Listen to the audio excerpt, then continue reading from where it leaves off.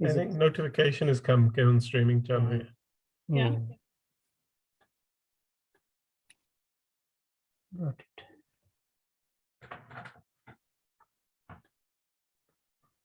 So ਸਾਰੇ ਦੋਸਤਾਂ ਦਾ ਪ੍ਰਗਤੀਸ਼ੀਲ ਲੇਖਕ ਸੰਘ ਦੇ ਮੰਚ ਤੇ ਇੱਕ ਵਾਰ ਫਿਰ ਸਵਾਗਤ ਹੈ। ਜਿਸ ਤਰ੍ਹਾਂ ਹਮੇਸ਼ਾ ਹੀ ਹੁੰਦਾ ਕਿ ਅਸੀਂ ਸਾਡੇ ਖਿੱਤੇ ਵਿੱਚ ਖਾਸ ਤੌਰ ਤੇ ਦੱਖਣੀ ਏਸ਼ੀਆ ਦੇ ਖਿੱਤੇ ਵਿੱਚ ਕੁਝ ਜਿਹੜੀਆਂ ਜ਼ਰੂਰੀ ਔਰ ਮਹੱਤਵਪੂਰਨ ਘਟਨਾਵਾਂ ਹੁੰਦੀਆਂ ਜਿਨ੍ਹਾਂ ਦਾ ਲੋਕਾਂ ਦੇ ਹੱਕਾਂ ਨਾਲ ਖਾਸ ਤੌਰ ਤੇ ਸਰੋਕਾਰ ਹੁੰਦਾ ਤਾਂ ਅਸੀਂ ਉਹਦੇ ਬਾਰੇ ਕੋਈ ਨਾ ਕੋਈ ਪ੍ਰੋਗਰਾਮ ਰੱਖਦੇ ਹਾਂ, ਅਸੀਂ ਉਹਦੇ ਬਾਰੇ ਗੱਲਬਾਤ ਕਰਦੇ ਹਾਂ। ਸਾਰੇ ਦੁਨੀਆ ਦੇ ਵਿੱਚ ਅੱਜ ਚਰਚਾ ਜਿਹੜੀ ਹੈ ਅਸਲ 'ਚ ਉਹ ਕਿਸਾਨਾਂ ਦੇ ਸੰਘਰਸ਼ ਦੇ ਜਿੱਤ ਦੀ ਹੈ, ਲੇਕਿਨ ਇਹਦੇ ਪਿੱਛੇ ਇੱਕ ਪੂਰਾ ਸਾਲ ਬਲਕਿ ਸਾਲ ਤੋਂ ਜ਼ਿਆਦਾ ਸਮਾਂ ਖੜਾ ਹੈ। ਅਸੀਂ ਇਸ ਤੋਂ ਪਹਿਲਾਂ ਵੀ ਜਦੋਂ ਇਹ ਸੰਘਰਸ਼ ਚੱਲ ਰਿਹਾ ਸੀ ਉਦੋਂ ਵੀ ਅਸੀਂ ਕੁਝ ਬੁਲਾਰਿਆਂ ਨੂੰ ਇਹਦੇ ਬਾਰੇ ਸ਼ੁਰੂ ਦੇ ਵਿੱਚ ਹੀ ਬੁਲਾਇਆ ਸੀ ਤਾਂ ਕਿ ਸਾਨੂੰ ਅਸੀਂ ਆਪਣੇ ਦੋਸਤਾਂ ਨਾਲ ਤੇ ਹੋਰ ਸਭ ਨਾਲ ਸਾਂਝਾ ਕਰ ਸਕੀਏ ਕਿ ਕੀ ਹੋ ਰਿਹਾ, ਸਮਝ ਸਕੀਏ ਕਿ ਕੀ ਮੰਗਾਂ ਨੇ, ਕਿਉਂ ਨੇ ਤੇ ਉਹਨਾਂ ਦੀ ਕੀ ਮਹੱਤਤਾ ਹੈਗੀ। ਪਰ ਅੱਜ ਮੈਂ ਸਮਝਦਾ ਕਿ ਪ੍ਰਗਤੀਸ਼ੀਲ ਲੇਖਕ ਸੰਘ ਦਾ ਜਿਹੜਾ ਅੱਜ ਦੀ ਇਵੈਂਟ ਹੈਗੀ ਹੈ ਇਹ ਹਾਲਾਂਕਿ ਅਸੀਂ ਇਹ ਕੀਤੀ ਸੀ ਕਿ ਅਸੀਂ ਇੱਕ ਸਾਲ ਇਹਦਾ ਮਨਾਵਾਂਗੇ ਕਿ ਸਾਲ ਜਿਹੜਾ ਹੋ ਗਿਆ ਸੰਘਰਸ਼ ਨੂੰ, ਲੇਕਿਨ ਅਚਾਨਕ ਜਿਸ ਤਰੀਕੇ ਨਾਲ ਉੱਥੋਂ ਦੀ ਸਰਕਾਰ ਨੇ ਜੋ ਅਨਾਉਂਸ ਕੀਤਾ ਉਹਦੇ ਨਾਲ ਇਹਦੇ ਨਾਲ ਅਸੀਂ ਜਿੱਤ ਨੂੰ ਵੀ ਜੋੜ ਦਿੱਤਾ ਕਿ ਇੱਕ ਤਰੀਕੇ ਦੀ ਜਿੱਤ ਵੀ ਜਿਹੜੀ ਹੈ ਉਹ ਸਾਲ ਵੀ ਹੋ ਗਿਆ ਔਰ ਜਿੱਤ ਵੀ ਹੈ। ਔਰ ਜਿੱਤ ਦੇ ਵਿੱਚ ਕੀ ਕਮੀਆਂ ਪੇਸ਼ੀਆਂ ਨੇ, ਹਲੇ ਕਿਹੜੀਆਂ ਗੱਲਾਂ ਦੇ ਵਿੱਚ ਜਿੱਤ ਹਲੇ ਰਹਿੰਦੀ ਹੈ, ਉਹ ਸਾਰੇ ਮਸਲਿਆਂ ਦੇ ਉੱਪਰ ਗੱਲ ਕਰਨ ਲਈ ਅਸੀਂ ਬਹੁਤ ਹੀ ਸਤਿਕਾਰਯੋਗ ਦੋ ਸਾਡੇ ਬੁਲਾਰੇ ਨੇ ਸਾਡੇ ਕੋਲ, ਜਿਨ੍ਹਾਂ ਚੋਂ ਨਵਕਿਰਨ ਨੱਤ ਜੀ ਨੇ ਤੇ ਵਿਰਿੰਦਰ ਕਾਲਰਾ ਜੀ ਨੇ। ਨਵਕਿਰਨ ਨੱਤ ਜੀ ਇਸ ਸਾਰੇ ਮੁਹਿੰਮ ਦੇ ਵਿੱਚ ਬਹੁਤ ਨਜ਼ਦੀਕ ਤੋਂ ਇਸ ਮੁਹਿੰਮ ਨਾਲ ਜੁੜੇ ਰਹੇ ਨੇ। ਅਕਸਰ ਉਹ ਉੱਥੇ ਰਹੇ ਨੇ ਤੇ ਹੋਰ ਸਾਡੇ ਜਿਹੜੇ ਵੀ ਦੋਸਤ ਦੇਖ ਰਹੇ ਨੇ ਉਹਨਾਂ ਨੂੰ ਬਹੁਤਿਆਂ ਨੂੰ ਤਾਂ ਪਤਾ ਹੀ ਹੋਊਗਾ ਉਹਨਾਂ ਦਾ ਜਿਹੜਾ ਐਕਟਿਵਿਜ਼ਮ ਹੈਗਾ, ਕਿਉਂਕਿ ਅਦਰਵਾਈਜ਼ ਵੀ ਉਹ ਇੱਕ ਸਟੂਡੈਂਟ ਐਕਟਿਵਿਸਟ ਦੇ ਤੌਰ ਤੇ ਵੀ ਉਹਨਾਂ ਨੇ ਬਹੁਤ ਕੰਮ ਕੀਤਾ, ਹਿਊਮਨ ਰਾਈਟਸ ਦੇ ਫੀਲਡ ਦੇ ਵਿੱਚ ਉਹਨਾਂ ਨੇ ਕੰਮ ਕੀਤਾ ਔਰ ਉਹਨਾਂ ਨੇ ਆਪਣੀ ਜਿਹੜੀ ਸਕਾਲਰਸ਼ਿਪ ਜਿਹੜੀ ਹੈਗੀ ਉਹਨਾਂ ਦੀ ਉਹ ਵੀ ਇਸ ਖਾਤੇ ਉਹਨਾਂ ਨੇ ਪਾਈ ਹੈ ਕਿ ਮਨੁੱਖੀ ਅਧਿਕਾਰਾਂ ਬਾਰੇ ਉਹਨਾਂ ਦੇ ਬਾਰੇ ਕੰਮ ਹੋ ਸਕੇ। ਨਵਕਿਰਨ ਨੱਤ ਜੀ ਬਾਰੇ ਉਹਨਾਂ ਦੇ ਜਿਹੜਾ ਕੰਮ ਹੈਗਾ ਉਹ ਸਭ ਤੋਂ ਵੱਡਾ, ਮੈਂ ਅੱਜ ਦੇ ਪ੍ਰੋਗਰਾਮ ਦੇ ਸੰਦਰਭ ਵਿੱਚ ਇੱਕ ਜਿਹੜਾ ਟਰੋਲੀ ਟਾਈਮਸ ਜਿਹੜਾ ਉਹਨਾਂ ਨੇ ਇੱਕ ਅਖਬਾਰ ਕੱਢਿਆ ਸੀ ਉਹਦੇ ਸਹਿ ਸੰਪਾਦਕ ਵੱਲੋਂ ਵੀ ਨਵਕਿਰਨ ਜੀ ਨੇ ਕੰਮ ਕੀਤਾ ਔਰ ਮੇਰਾ ਖਿਆਲ ਹਾਲੇ ਵੀ ਕੰਮ ਕਰ ਰਹੇ ਹੋਣਗੇ ਔਰ ਉਹ ਸ਼ਾਇਦ ਸਾਨੂੰ ਦੱਸਣਗੇ ਕਿ ਵੀ ਇਹਦਾ ਹੁਣ ਕੀ ਫਿਊਚਰ ਹੈਗਾ, ਇਹ ਜਿਹੜਾ ਮੈਗਜ਼ੀਨ ਹੈ ਇਹ ਅੱਗੇ ਚੱਲਦਾ ਰਹੇਗਾ ਜਾਂ ਕੀ ਹੋਏਗਾ ਜਾਂ ਇਹਦਾ ਕੀ ਰੂਪ ਅਖਤਿਆਰ ਕਰੇਗਾ।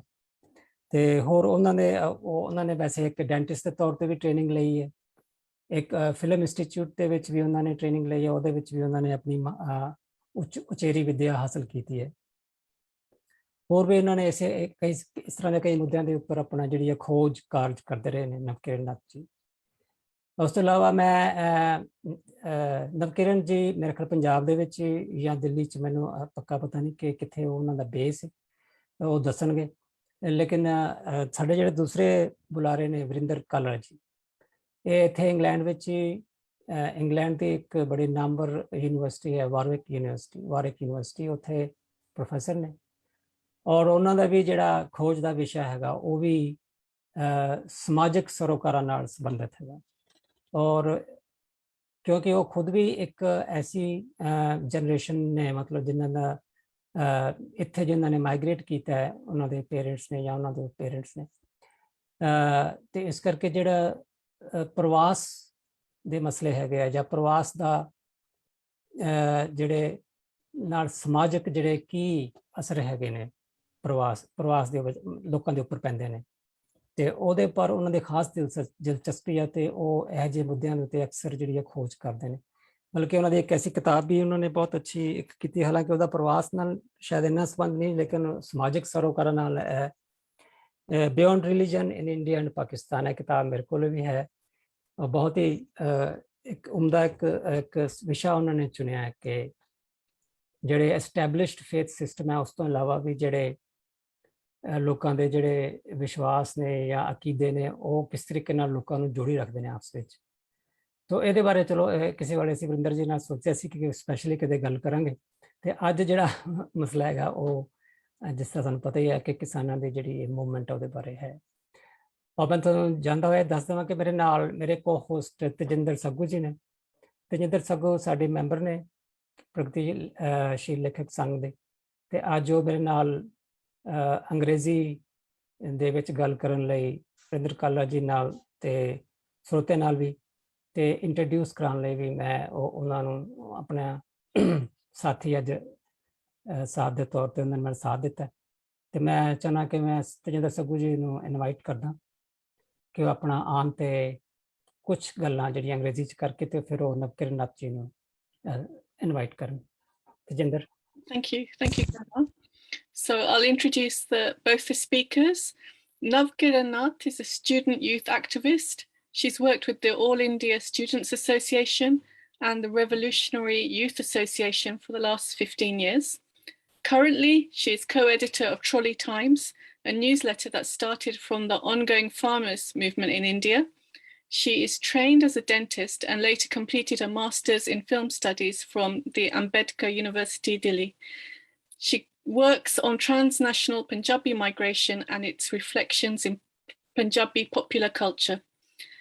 She also did a podcast series on the health implications of the Green Revolution in Punjab with the Goethe Institute, New Delhi. And our second speaker will be Professor Virinder Kalra. Virinder Kalra is a professor of sociology at the University of Warwick with research interests in popular culture in South Asia and the diaspora. His latest book is Beyond Religion in India and Pakistan, Gender and Caste, Borders and Boundaries. He is currently working on a monograph about the farmers' protests in India. So can I welcome Navkiran, please?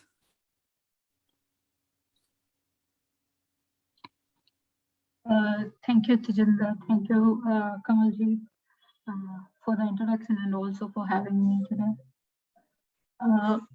ਮੈਨੂੰ ਅੱਜ ਪੰਜਾਬੀ ਬੋਲਣ ਲਈ ਕਿਹਾ ਗਿਆ ਇਸ ਗੱਲਬਾਤ ਦੇ ਵਿੱਚ, ਤੇ ਜਿੱਦਾਂ ਮੇਰੇ ਤੋਂ ਪਹਿਲਾਂ ਕਮਲ ਜੀ ਨੇ ਇੰਟਰੋਡਿਊਸ ਮਤਲਬ ਇਹ ਭੂਮਿਕਾ ਬੰਨੀ ਆ ਕਿ ਅੱਜ ਦੀ ਜਿਹੜੀ ਗੱਲਬਾਤ ਹੈ ਉਹ ਕਿਸਾਨ ਮੋਰਚੇ ਦੇ ਨਾਲ ਸੰਬੰਧਿਤ ਹੈ, ਜਾਂ ਉਹਨੂੰ ਜੇ ਅਸੀਂ ਥੋੜਾ ਹੋਰ ਬ੍ਰੌਡਰ ਸੈਂਸ ਚ ਦੇਖੀਏ ਓਵਰਆਲ ਖੇਤੀਬਾੜੀ ਦੀ ਸਥਿਤੀ ਨਾਲ ਸੰਬੰਧਿਤ ਹੈ। ਕਿਉਂਕਿ ਅੱਜ ਜਦੋਂ ਅਸੀਂ ਬੈਠ ਕੇ ਗੱਲ ਕਰ ਰਹੇ ਹਾਂ ਤਾਂ ਇੱਕ ਤਰੀਕੇ ਨਾਲ ਜਿਸ ਫਾਰਮਰ ਮੂਵਮੈਂਟ ਦੇ ਕੰਟੈਕਸਟ ਚ ਅਸੀਂ ਇਹ ਡਿਸਕਸ਼ਨ ਰੱਖੀ ਹੈ ਉਹ ਆਪਣਾ ਇੱਕ ਪੜਾਅ ਪੂਰਾ ਕਰ ਚੁੱਕਿਆ ਹੈ।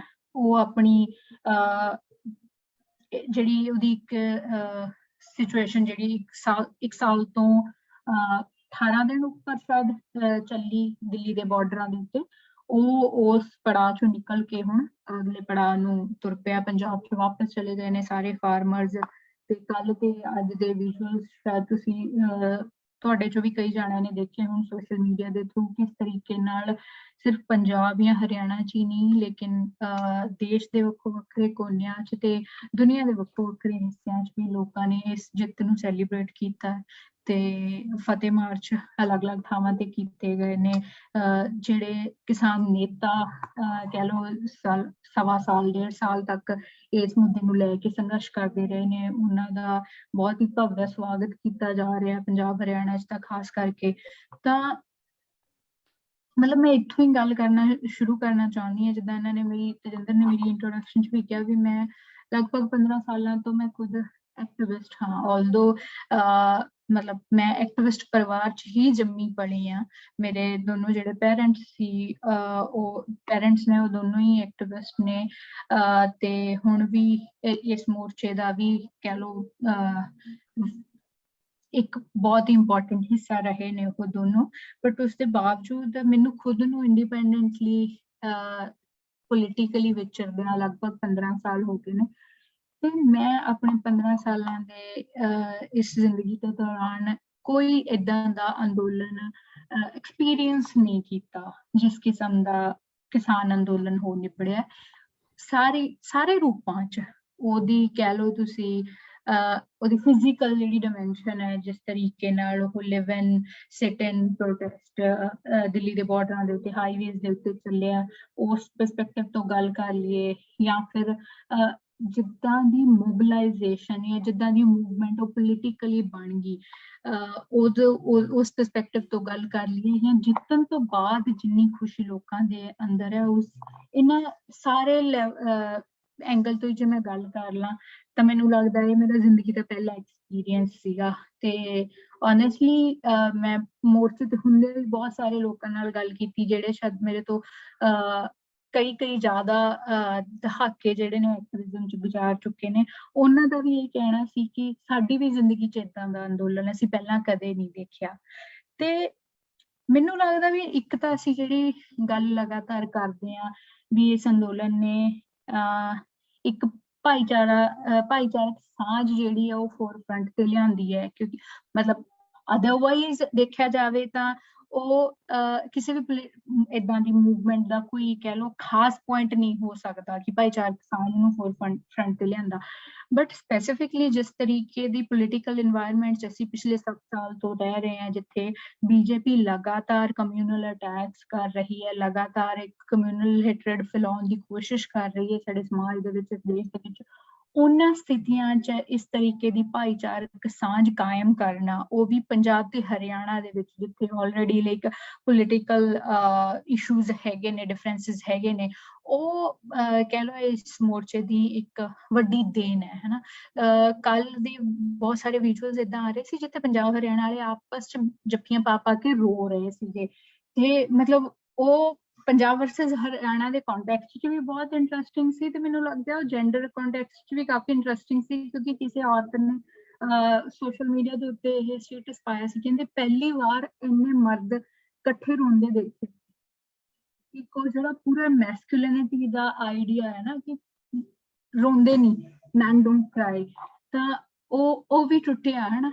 ਤੇ ਉਹ ਮੈਨੂੰ ਲੱਗਦਾ ਕਿ ਉਸ ਲਿਹਾਜ਼ ਨਾਲ ਇਹ ਮੂਵਮੈਂਟ ਬਹੁਤ ਇੰਪੋਰਟੈਂਟ ਰਿਹਾ। ਜਿਹੜੇ ਹੋਰ ਕੁਛ ਕਹਿ ਲਓ ਬਹੁਤ ਹੀ ਇੰਟਰਸਟਿੰਗ ਕੰਮ ਇਸ ਅੰਦੋਲਨ ਨੇ ਕੀਤੇ, ਉਹ ਖਾਸ ਕਰਕੇ ਸਾਡੀ ਜਨਰੇਸ਼ਨ ਲਈ, ਕਿਉਂਕਿ ਅਸੀਂ ਉਸ ਜਨਰੇਸ਼ਨ ਦੇ ਹਾਂ ਜਿਹਦੇ 'ਚ ਜਦੋਂ ਅਸੀਂ ਪਹਿਲਾਂ ਐਕਟਿਵਿਜ਼ਮ ਦੀ ਗੱਲ ਕਰਦੇ ਸੀ ਨਾ, ਮੈਂ 8 ਸਾਲ ਚੰਡੀਗੜ੍ਹ ਯੂਨੀਵਰਸਿਟੀ 5 ਸਾਲ ਚੰਡੀਗੜ੍ਹ ਯੂਨੀਵਰਸਿਟੀ ਦੀ ਸਟੂਡੈਂਟ ਰਹੀ ਹਾਂ ਵੈਨ ਆਈ ਵਾਜ਼ ਡੂਇੰਗ ਇੰਡਸਟਰੀ।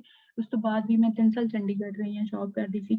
ਉਸ 8 ਸਾਲਾਂ ਦੇ ਆਪਦੇ ਚੰਡੀਗੜ੍ਹ ਦੇ ਐਕਟਿਵਿਜ਼ਮ ਦੇ ਦੌਰਾਨ ਜਦੋਂ ਅਸੀਂ ਯੂਥ ਦੇ ਵਿੱਚ ਜਾਂਦੇ ਸੀ, ਵਿਚਰਦੇ ਸੀ, ਉਹਨਾਂ ਨੂੰ ਪੋਲੀਟੀਸਾਈਜ਼ ਕਰਨ ਦੀ ਕੋਸ਼ਿਸ਼ ਕਰਦੇ ਸੀ, ਵੱਖ-ਵੱਖ ਮੁੱਦਿਆਂ ਤੇ ਉਹਨਾਂ ਨੂੰ ਮੋਬਿਲਾਈਜ਼ ਕਰਨ ਦੀ ਕੋਸ਼ਿਸ਼ ਕਰਦੇ ਸੀ, ਤਾਂ ਇੱਕ ਜਿਹੜਾ ਡਾਇਲੋਗ ਹੈ ਉਹ ਵਾਰ-ਵਾਰ ਸੁਣਨ 'ਚ ਆਉਂਦਾ ਸੀਗਾ ਕਿ ਪੋਲੀਟਿਕਸ ਗੰਦੀ ਚੀਜ਼ ਆ, politics is a dirty thing, ਤੇ ਅਸੀਂ ਇਹ ਨਹੀਂ ਕਰਨੀ, ਹਨਾ, ਅਸੀਂ ਇਹਦੇ 'ਚ ਨਹੀਂ ਪੈਣਾ।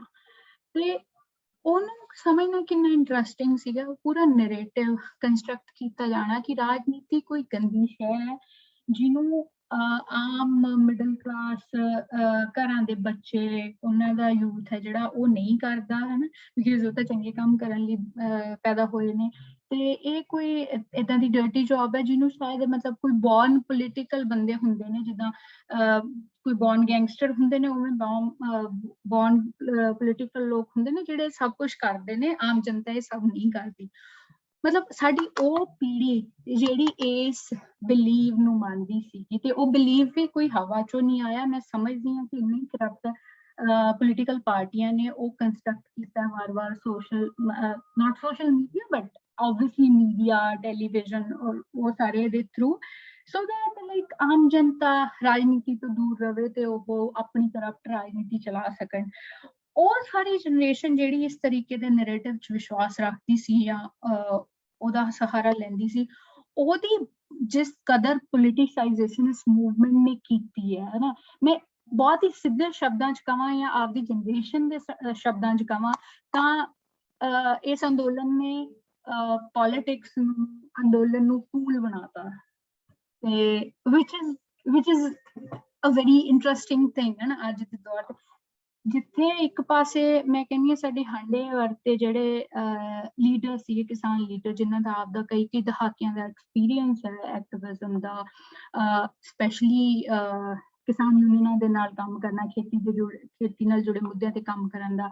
ਇੱਕ ਪਾਸੇ ਉਹਨਾਂ ਨੇ ਸੜਕ ਦੇ ਉੱਤੇ ਇਹ ਸੰਘਰਸ਼ ਚਲਾਇਆ ਲੰਬੇ ਸਮੇਂ ਤੱਕ ਹੈ ਨਾ।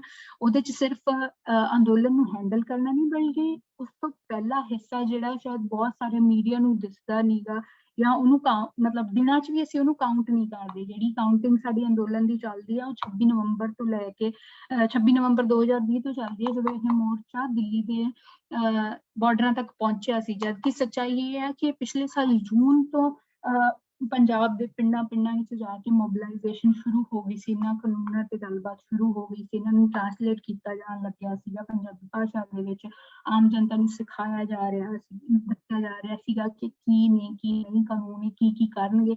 ਉਹ ਜਿਹੜਾ ਸਾਰਾ ਮਹੀਨਿਆਂ ਬੱਧੀ ਦਾ ਕੰਮ ਸੀਗਾ, ਉਹਨੇ ਕਿਤੇ ਨਾ ਕਿਤੇ ਇਸ ਮੋਰਚੇ ਨੂੰ ਇੰਨਾ ਮਜ਼ਬੂਤ ਬਣਾਇਆ, ਇਸ ਅੰਦੋਲਨ ਨੂੰ ਇੰਨਾ ਮਜ਼ਬੂਤ ਬਣਾਇਆ ਹੈ ਨਾ। ਉਹਦੇ ਬਾਰੇ ਵੀ ਉਸ ਪ੍ਰੋਸੈਸ ਬਾਰੇ ਵੀ ਗੱਲ ਹੋਣੀ ਬਹੁਤ ਜ਼ਰੂਰੀ ਹੈ, ਬਿਕਾਜ਼ ਜੋ ਪ੍ਰੋਸੈਸ ਨਾ ਹੁੰਦਾ ਤਾਂ ਇਹ ਮੋਰਚਾ ਪੋਸੀਬਲ ਨਹੀਂ ਸੀਗਾ। ਤੇ ਉਹੀ ਅੱਜ ਦਾ ਦੌਰ, ਇੱਕ ਮੀਡੀਆ ਜਿਹੜਾ ਡਿਜੀਟਲ ਦੌਰ ਆ, ਸਾਡੇ ਨਾਲ ਇੱਕ ਚੀਜ਼ ਇਹ ਵੀ ਕਰਦਾ ਨਾ, ਪ੍ਰੋਸੈਸ ਵਿੱਚੋਂ ਮਿਸ ਕਰ ਦਿੰਦਾ। ਸਿਰਫ ਤੁਹਾਨੂੰ ਵਿਜ਼ੂਅਲ ਦਿਖਾਏ ਜਾਂਦੇ ਜਿਹੜੇ ਤੁਹਾਨੂੰ ਕੈਚੀ ਲੱਗਣ, ਬਟ ਮੈਨੂੰ ਲੱਗਦਾ ਪ੍ਰੋਸੈਸ ਜ਼ਿਆਦਾ ਇੰਪੋਰਟੈਂਟ ਹੁੰਦਾ। ਤੇ ਇੱਕ ਪਾਸੇ ਤਾਂ ਉਹ ਸਾਡੀ ਲੀਡਰਸ਼ਿਪ ਨੇ ਇਸ ਪੂਰੇ ਅੰਦੋਲਨ ਨੂੰ ਉਹ ਸੇਧ ਦਿੱਤੀ, ਮੋਬਿਲਾਈਜ਼ ਕੀਤਾ, ਲੋਕਾਂ ਨੂੰ ਇੱਥੇ ਤੱਕ ਲੈ ਕੇ ਆਂਦਾ। ਤੇ ਦੂਜੇ ਪਾਸੇ ਇਸ ਅੰਦੋਲਨ ਦੇ ਦੌਰਾਨ ਜਿਹੜੀ ਯੰਗ ਪੀੜ੍ਹੀ ਆ, ਜਿਹਨੂੰ ਲੱਗਿਆ ਕਿ ਹਾਂ ਯਾਰ ਮੂਵਮੈਂਟ ਵੀ ਕੂਲ ਚੀਜ਼ ਹੋ ਸਕਦੀ ਹੈ ਨਾ, ਤੇ ਉਹਨੇ ਇਸ ਅੰਦੋਲਨ ਨੂੰ ਇੱਕ ਗਲੋਬਲ ਆਵਾਜ਼ ਦਿੱਤੀ, ਸੋਸ਼ਲ ਮੀਡੀਆ ਦੇ ਥਰੂ, ਅਲੱਗ-ਅਲੱਗ ਡਿਫਰੈਂਟ ਪਲੇਟਫਾਰਮਸ ਦੇ ਥਰੂ, ਹੈ ਨਾ। ਤੇ ਉਹ ਵੀ ਆਪ ਮੁਹਾਰੇ ਹੋਇਆ ਕੰਮ ਨਹੀਂ ਹੈ, ਬਲਕਿ ਬਹੁਤ ਹੀ ਆਰਗੇਨਾਈਜ਼ਡ ਤਰੀਕੇ ਨਾਲ ਹੋਇਆ ਕੰਮ ਹੈ। ਉਹਦੇ 'ਚ ਵੀ ਮੈਨੂੰ ਇਹ ਇੰਟਰਸਟਿੰਗ ਲੱਗਦਾ ਕਿ ਅਸੀਂ ਪਿਛਲੇ ਕਈ ਸਾਲਾਂ ਤੋਂ ਇਹ ਲਗਾਤਾਰ ਸੁਣ ਰਹੇ ਸੀਗੇ ਬੀਜੇਪੀ ਦਾ ਆਈਟੀ ਸੈੱਲ ਕਿੱਦਾਂ ਅਫਵਾਹਾਂ ਫੈਲਾਉਂਦਾ ਹੈ, ਜਾਂ ਕਿੱਦਾਂ ਉਹ ਨੈਰੇਟਿਵ ਕੰਸਟਰਕਟ ਕਰਦੇ ਹੈ ਡਿਜੀਟਲ ਪਲੇਟਫਾਰਮਸ ਦੀ ਹੈਲਪ ਨਾਲ। ਬਟ ਉਹਦਾ ਕਾਊਂਟਰ ਉਸ ਤਰੀਕੇ ਨਾਲ ਆਰਗੇਨਾਈਜ਼ ਢੰਗ ਨਾਲ ਹਾਲੇ ਤੱਕ ਸਾਡੇ ਸਾਹਮਣੇ ਕੋਈ ਆਇਆ ਨਹੀਂ ਸਰ। ਇਸ ਮੂਵਮੈਂਟ ਨੇ ਉਹ ਕਾਊਂਟਰ ਦਿੱਤਾ, ਜਿਸ ਤਰੀਕੇ ਨਾਲ ਸੋਸ਼ਲ ਮੀਡੀਆ ਕੈਂਪੇਨਸ, ਉਹ ਬੇਸ਼ੱਕ ਟਰੈਕਟਰ ਟੂ ਟਵਿੱਟਰ ਦਾ ਪੂਰਾ ਕਹਿ ਲਓ ਉਹ ਉਹਨਾਂ ਦਾ ਰੋਜ਼ਮर्रा ਦਾ ਇੱਕ ਹੈਸ਼ਟੈਗ ਤੈਅ ਕਰਕੇ ਉਹਨੂੰ ਟ੍ਰੈਂਡ ਕਰਾਉਣ ਦਾ ਪ੍ਰੋਸੈਸ ਰਿਹਾ ਹੋਵੇ, ਜਾਂ ਅਲੱਗ-ਅਲੱਗ ਇਨੀਸ਼ੀਏਟਿਵਸ ਯੰਗ ਲੋਕਾਂ ਦੁਆਰਾ ਲਏ ਗਏ, ਜਿਨ੍ਹਾਂ ਚੋਂ ਇੱਕ ਟਰੋਲੀ ਟਾਈਮਸ ਵੀ ਹੈ ਜਿਹਦਾ ਮੈਂ ਹਿੱਸਾ ਹੈ। ਮਤਲਬ ਟਰੋਲੀ ਟਾਈਮਸ ਤੋਂ ਇਲਾਵਾ ਹੋਰ ਵੀ 4 ਅਲੱਗ-ਅਲੱਗ ਨਿਊਜ਼ਲੈਟਰ ਉੱਥੋਂ ਸ਼ੁਰੂ ਹੋਏ, ਨਿਊਜ਼ਲੈਟਰ ਜਾਂ ਪਰਚੇ ਉੱਥੋਂ ਸ਼ੁਰੂ ਹੋਏ ਮੂਵਮੈਂਟ ਦੇ ਵਿੱਚੋਂ। ਉਸ ਤੋਂ ਇਲਾਵਾ ਬਹੁਤ ਸਾਰੇ ਯੰਗ ਪੱਤਰਕਾਰ ਜਿਨ੍ਹਾਂ ਨੇ ਐਕਸਟੈਂਸਿਵਲੀ ਰਿਪੋਰਟਿੰਗ ਕੀਤੀ, ਇੱਕ ਪ੍ਰੋਟੈਸਟਰ ਦੇ ਵਾਂਗੂ ਆਪ ਵਿਚਰ ਕੇ ਉਸ ਅੰਦੋਲਨ ਦੇ ਵਿੱਚ। ਉਹਦੇ 'ਚ ਇੱਕ ਦਿੱਲੀ ਬੇਸਡ ਕੁੜੀ ਹੈ ਅਸੀਸ ਕੌਰ, ਜਾਂ ਪੰਜਾਬ ਤੋਂ 2-3 ਜਾਣੇ ਨੇ, ਜਸਵੀਰ ਸਿੰਘ ਹੈ ਮੁਕਤਸਰ ਤੋਂ, ਇੱਕ ਮੁੰਡਾ ਸੰਦੀਪ ਹੈ, ਜਾਂ ਅਮਾਨ ਬਾਲੀ ਹੈ, ਇਹ ਇੰਡੀਪੈਂਡੈਂਟ ਲੋਕ। ਤੇ ਮੈਨੂੰ ਲੱਗਦਾ ਵੀ ਕੋਈ ਫਰੰਟ ਖਾਲੀ ਨਹੀਂ ਛੱਡਿਆ ਇਸ ਮੂਵਮੈਂਟ ਨੇ, ਤੇ ਜਿਹਦੇ ਚੱਕਰ 'ਚ ਮਤਲਬ ਇੱਕ ਪਾਸੇ ਯੰਗ ਪੀੜ੍ਹੀ, ਇਹਨੂੰ ਕਹਿ ਲਓ ਇੱਕ ਇੰਟਰਨੈਸ਼ਨਲ ਪਲੇਟਫਾਰਮ ਤੇ ਲੈ ਕੇ ਜਾ ਰਹੀ ਹੈ ਸੋਸ਼ਲ ਮੀਡੀਆ ਦੇ ਹੈਲਪ ਤੇ, ਦੂਜੇ ਪਾਸੇ ਇੱਕ ਜਨਰੇਸ਼ਨ ਹੈ ਓਲਡਰ ਐਕਸਪੀਰੀਅੰਸਡ ਜਨਰੇਸ਼ਨ ਜਿਹੜੀ ਗਰਾਊਂਡ ਤੇ ਚੀਜ਼ਾਂ ਨੂੰ ਚਲਾ ਰਹੀ ਹੈ। ਉਹਦੇ ਚੱਕਰ 'ਚ ਤੁਹਾਨੂੰ ਇਸ ਮੂਵਮੈਂਟ ਦੇ ਦੌਰਾਨ ਇੱਕ ਬਹੁਤ ਹੀ ਸੋਹਣਾ ਇੰਟਰਜਨਰੇਸ਼ਨਲ ਬੈਲੈਂਸ ਵੀ ਦੇਖਣ 'ਚ ਮਿਲਦਾ ਹੈ। ਆਲਦੋ ਮਤਲਬ ਅਸੀਂ ਇਹ ਵੀ ਐਕਸਪੀਰੀਅੰਸ ਕੀਤਾ ਕਿ ਪੰਜਾਬੀ ਸਰਕਲਸ ਦੇ ਜਿਹੜੇ ਸੋਸ਼ਲ ਮੀਡੀਆ ਦੇ ਉੱਤੇ ਪੰਜਾਬੀ ਸਰਕਲਸ ਨੇ, ਉਹਦੇ ਤੇ ਇਸੇ ਯੂਨਿਟੀ ਨੂੰ ਤੋੜਨ ਦੀ ਵੀ ਕੋਸ਼ਿਸ਼ ਕੀਤੀ ਗਈ, ਯੰਗ ਵਰਸਸ ਓਲਡ ਦੀ ਪੂਰੀ ਡਿਵੀਜ਼ਨ ਕ੍ਰੀਏਟ ਕਰਨ ਦੀ ਕੋਸ਼ਿਸ਼ ਕੀਤੀ, ਬਟ ਉਹ ਸਫਲ ਹੋਏ ਨਹੀਂ। ਤੇ ਇਸ ਕਰਕੇ ਅਸੀਂ ਬਹੁਤ ਹੀ ਕਹਿ ਲਓ ਖੂਬਸੂਰਤੀ ਨਾਲ ਚੀਜ਼ਾਂ ਨੂੰ ਉਸ ਲੈਵਲ ਤੇ ਚੱਲਦੇ ਦੇਖਿਆ। ਤੇ ਉਹਦੇ 'ਚ ਮੈਨੂੰ ਲੱਗਦਾ ਕਿ ਪੂਰਾ ਜਿਹੜਾ ਆਈਡੀਆ ਹੈ ਨਾ ਲੋਕਾਂ ਦਾ, not idea is not a right word here, but ਇੱਕ ਮਾਸ ਮੂਵਮੈਂਟ ਦੇ ਉੱਤੇ ਜਿਹੜਾ ਭਰੋਸਾ ਹੈ ਉਹ ਦੁਬਾਰਾ ਤੋਂ ਇਸ ਅੰਦੋਲਨ ਨੇ ਬੰਨਿਆ ਹੈਗਾ। ਕਿਉਂਕਿ ਮੈਨੂੰ ਲੱਗਦਾ ਵੀ ਇਸ ਤੋਂ ਪਹਿਲਾਂ ਜੇ ਅਸੀਂ ਕੋਈ ਏਦਾਂ ਦੀ ਵੱਡੀ ਮੂਵਮੈਂਟ ਦੇਖੀ ਜਿਹਦੇ 'ਚ ਲੋਕ ਅਕ੍ਰੋਸ ਕਾਸਟ ਕਲਾਸ ਜਿਹਦੇ ਨਾਲ ਅਫੈਕਟ ਹੁੰਦੇ ਹੋਣ, ਹੈ ਨਾ, ਤੇ ਜੇ ਮੈਂ ਉਹਨੂੰ ਕਹਿ ਲਓ ਜੈਂਡਰ 'ਚ ਨਾ ਬੰਨਾ, ਤਾਂ ਏਦਾਂ ਦੀ ਕੋਈ ਵੱਡੀ ਮਾਸ ਮੂਵਮੈਂਟ ਜਿਹੜੀ ਬਣੀ ਸੀ ਇੰਡੀਆ ਦੇ ਵਿੱਚ, ਉਹ ਕਰਪਸ਼ਨ ਵਾਲੀ ਮੂਵਮੈਂਟ ਸੀ, ਅੰਨਾ ਹਜ਼ਾਰੇ ਵਾਲੀ ਕਰਪਸ਼ਨ ਵਾਲੀ ਮੂਵਮੈਂਟ। ਬਟ ਉਸ ਮੂਵਮੈਂਟ ਨੇ ਲੋਕਾਂ ਦਾ ਇੰਨਾ ਬੁਰੇ ਤਰੀਕੇ ਨਾਲ ਭਰੋਸਾ ਤੋੜਿਆ ਨਾ ਕਿ ਮਤਲਬ ਲੋਕਾਂ ਨੂੰ ਲੱਗਣ ਲੱਗ ਗਿਆ ਸੀ ਯਾਰ ਐਡੇ ਵੱਡੇ ਅੰਦੋਲਨ ਵੀ ਸਟੇਜਡ ਹੁੰਦੇ ਨੇ, ਦੱਸੋ ਵੀ ਮਤਲਬ ਉਸ ਅੰਦੋਲਨ ਦੇ ਚੱਲਦੇ ਕਹਿ ਲਓ ਅੱਜ ਸਥਿਤੀ ਇਹ ਆ ਵੀ ਮੋਦੀ ਸਰਕਾਰ ਮੋਦੀ ਜਿਹੜਾ ਉਹ ਸਰਕਾਰ 'ਚ ਹੈ। ਸ਼ਾਇਦ ਅੰਨਾ ਹਜ਼ਾਰੇ ਵਾਲਾ ਉਹ ਪੂਰਾ ਮੂਵਮੈਂਟ ਨਾ ਖੜਾ ਹੁੰਦਾ ਤਾਂ ਕਾਂਗਰਸ ਦੀ ਏਡੀ ਭੈੜੀ ਨਾ ਹਾਰ ਹੁੰਦੀ ਤੇ ਮੋਦੀ ਸ਼ਾਇਦ ਨਾ ਜਿੱਤਦਾ। ਬਟ ਉਸ ਮੂਵਮੈਂਟ ਨੇ ਲੋਕਾਂ ਦਾ ਮਾਸ ਮੂਵਮੈਂਟ ਦੇ ਉੱਤੋਂ ਇੱਕ ਬਹੁਤ ਹੀ ਭਰੋਸਾ ਤੋੜਤਾ ਸੀਗਾ।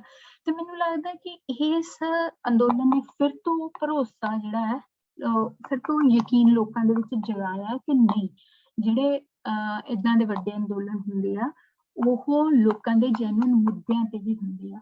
ਤੇ ਇੱਥੇ ਮੁੱਦਾ ਵੀ ਹੋਣਾ ਬਹੁਤ ਇੰਪੋਰਟੈਂਟ ਹੈ ਬਿਕਾਜ਼ ਉਹੀ ਨੈਰੇਟਿਵ ਕੰਸਟਰਕਸ਼ਨ 'ਚ ਇੱਕ ਚੀਜ਼ ਜਿਹੜੀ ਹੋਰ ਲੇਟੈਸਟ ਹੋਈ ਆ, ਸਾਨੂੰ ਕਿਤੇ ਨਾ ਕਿਤੇ ਇਹ ਵੀ ਭੁਲਾਉਣ ਦੀ ਕੋਸ਼ਿਸ਼ ਕੀਤੀ ਜਾ ਰਹੀ ਹੈ ਕਿ ਸਾਡੇ ਅਸਲੀ ਮੁੱਦੇ ਕੀ ਨੇ। ਪੰਜਾਬ ਪੋਲੀਟਿਕਸ ਦੀ ਗੱਲ ਕਰੀਏ, ਇਲੈਕਸ਼ਨਾਂ ਸਿਰ ਤੇ ਨੇ, ਸਾਰੀਆਂ ਪਾਰਟੀਆਂ ਪੋਲੀਟੀਕਲ ਕੈਂਪੇਨ ਉਤਰੀਆਂ ਹੋਈਆਂ ਨੇ ਤੇ ਉੱਥੇ ਐਕਚੁਅਲੀ ਮੁੱਦੇ ਕੀ ਹੋਏ ਸਾਨੂੰ ਦਿਖਾਇਆ ਜਾ ਰਿਹਾ ਕਿ ਥੋੜੀ ਜਿਹੀ ਬਿਜਲੀ ਦੇ ਬਿੱਲ ਘੱਟ ਕਰ ਦਾਂਗੇ, ਤੁਹਾਨੂੰ ਜੀ 1000 ਰੁਪਏ ਮਹੀਨੇ ਦਾ ਦੇ ਦਾਂਗੇ ਹੈ ਨਾ।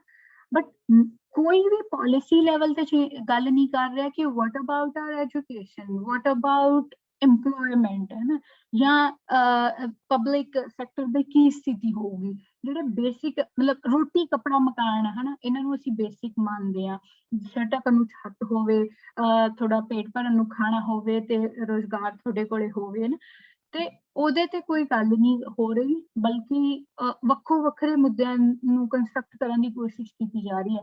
ਮੈਨੂੰ ਲੱਗਦਾ ਇਸ ਮੂਵਮੈਂਟ ਨੇ ਉਹ ਕੰਮ ਕੀਤਾ। ਇਸ ਮੂਵਮੈਂਟ ਨੇ ਫਿਰ ਜਿਹੜੇ ਲੋਕਾਂ ਦੇ ਹੱਕਾਂ ਦੀ ਗੱਲ ਆ ਉਹ ਬੇਸਿਕ ਰਾਈਟਸ ਤੇ ਲੈ ਆਂਦੀ ਵੀ ਸਾਡੇ ਸਰਵਾਈਵਲ ਲਈ ਮਤਲਬ ਸਾਨੂੰ ਸਭ ਤੋਂ ਜ਼ਰੂਰੀ ਕੀ ਹੈ, ਸਾਡੀ ਜਲ ਜੰਗਲ ਜ਼ਮੀਨ ਸਾਡਾ ਬਚਿਆ ਰਹੇ, ਸਾਡੀਆਂ ਜ਼ਮੀਨਾਂ ਬਚੀਆਂ ਰਹਿਣ, ਸਾਨੂੰ ਰੁਜ਼ਗਾਰ ਮਿਲੇ।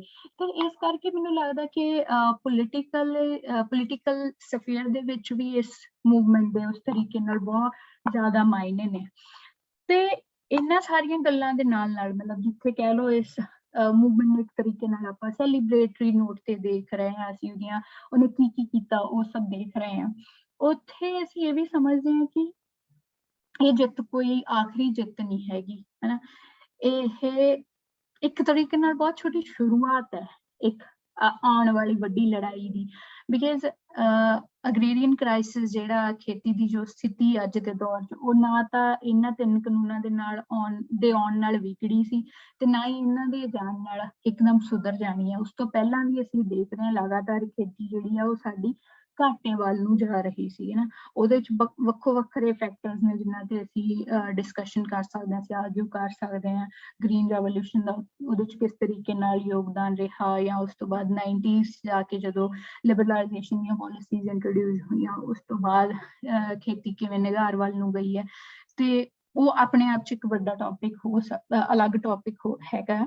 ਬਟ ਇੱਥੇ ਮੈਨੂੰ ਇਹ ਜ਼ਰੂਰ ਲੱਗਦਾ ਕਿ ਸਾਨੂੰ ਏਦਾਂ ਦੀਆਂ ਡਿਸਕਸ਼ਨਸ ਦੇ ਥਰੂ, ਗੱਲਬਾਤ ਦੇ ਥਰੂ ਲੋਕਾਂ ਨੂੰ ਇਹ ਗੱਲ ਦੱਸਣੀ ਪਊਗੀ ਕਿ ਇਹ ਸਿਰਫ ਟ੍ਰੇਲਰ ਸੀ। ਹਲੇ ਤਾਂ ਅਸੀਂ ਸਿਰਫ ਮਤਲਬ ਕਹਿ ਲਓ ਪਹਿਲੀ ਸੀੜੀ ਚੜ੍ਹੇ ਹਾਂ, ਅਸੀਂ ਹਲੇ ਸਿਰਫ ਸਮਝਣ ਲੱਗੇ ਹਾਂ ਕਿ ਅਸੀਂ ਆਪਣੇ ਰਾਈਟਸ ਲਈ ਲੜ ਸਕਦੇ ਹਾਂ। ਹਲੇ ਸਾਨੂੰ ਆਪਣੇ ਰਾਈਟਸ ਬਾਰੇ ਲੜਾਈਆਂ ਹਲੇ ਹੋਰ ਬਹੁਤ ਲੜਨੀਆਂ ਪੈਣਗੀਆਂ। ਖੇਤੀ ਜਿਹਨੂੰ ਅਸੀਂ ਮੰਨਦੇ ਹਾਂ ਕਿ ਸਪੈਸ਼ਲੀ ਜਦੋਂ ਅਸੀਂ ਪੰਜਾਬ ਦੀ ਗੱਲ ਕਰਦੇ ਹਾਂ ਤਾਂ ਮੈਜੋਰਿਟੀ ਪੋਪੂਲੇਸ਼ਨ ਜਿਹੜੀ ਡਾਇਰੈਕਟਲੀ ਇਨਡਾਇਰੈਕਟਲੀ ਖੇਤੀ ਨਾਲ ਜੁੜੀ ਹੋਈ ਆ।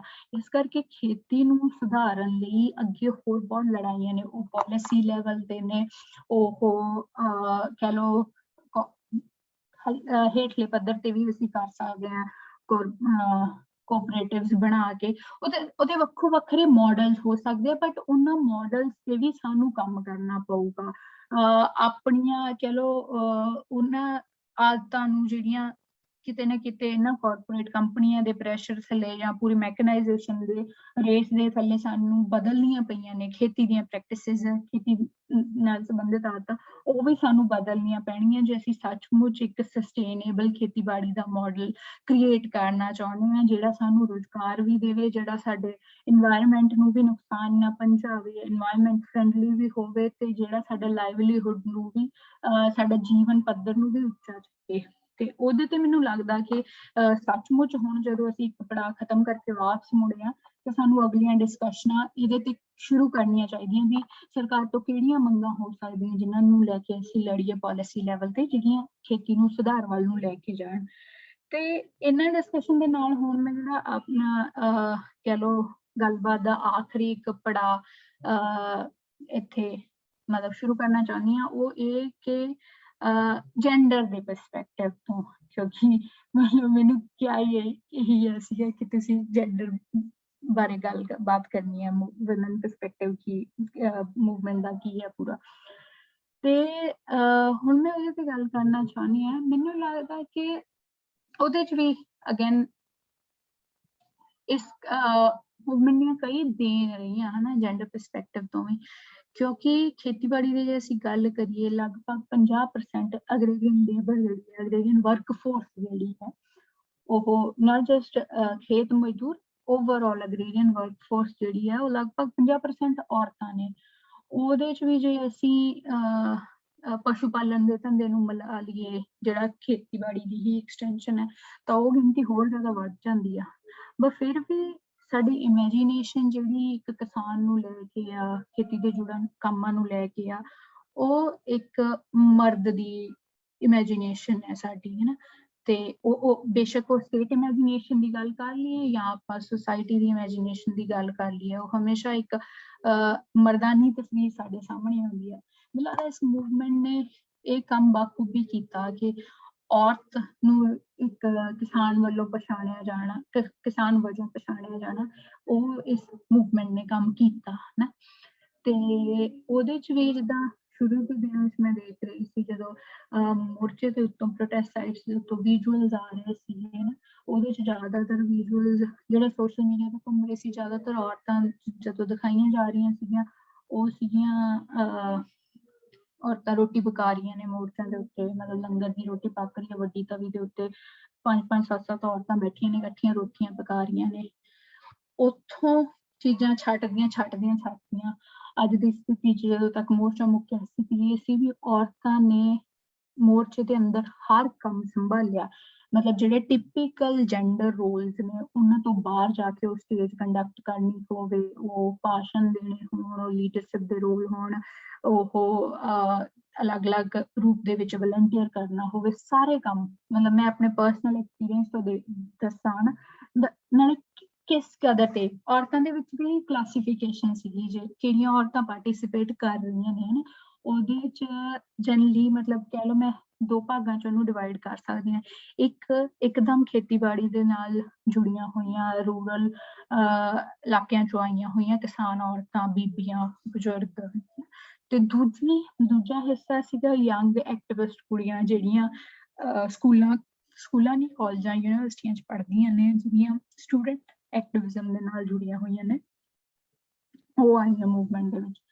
ਤੇ ਉਹਨਾਂ ਦੇ ਔਰਤਾਂ ਲਈ ਸੀ, ਔਰਤਾਂ ਦੀ ਲੜਾਈ ਡਬਲ ਸੀਗੀ। ਇੱਕ ਤਾਂ ਉਹ ਜਿਹੜੀ ਖੇਤੀਬਾੜੀ ਦੀ ਲੜਾਈ, 3 ਕਾਨੂੰਨਾਂ ਦੇ ਖਿਲਾਫ ਜਿਹੜੀ ਲੜਾਈ ਉਹ ਤਾਂ ਲੜ ਹੀ ਰਹੀਆਂ ਸੀ ਉੱਥੇ ਪ੍ਰੋਟੈਸਟਰ ਹੋਣ ਦੇ ਨਾਤੇ।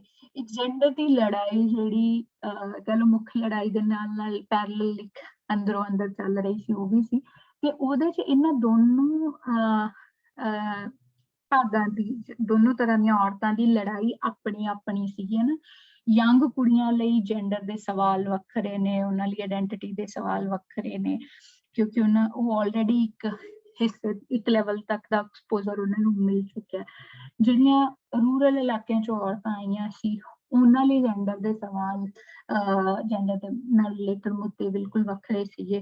ਮੈਨੂੰ ਯਾਦ ਹੈ ਇੱਕ ਬੀਬੀ, ਮੇਰੇ ਨਾਲ ਕੋਈ ਪੱਤਰਕਾਰ ਉੱਥੇ ਆਏ, ਮੈਨੂੰ ਕਹਿੰਦੇ ਅਸੀਂ ਔਰਤਾਂ ਨੂੰ ਇੰਟਰਵਿਊ ਕਰਨਾ। ਮੈਂ ਕਿਹਾ ਠੀਕ ਹੈ ਚੱਲਦੇ ਹਾਂ। ਅਸੀਂ ਲਾਗੇ ਦੀ ਇੱਕ ਟਰਾਲੀ, ਉੱਥੇ ਵਾਹਵਾ ਔਰਤਾਂ ਹੋਈਆਂ ਸੀ, 10-15 ਬੀਬੀਆਂ ਦਾ ਗਰੁੱਪ ਸੀ, ਅਸੀਂ ਉਹਨਾਂ ਕੋਲ ਚਲੇ ਗਏ।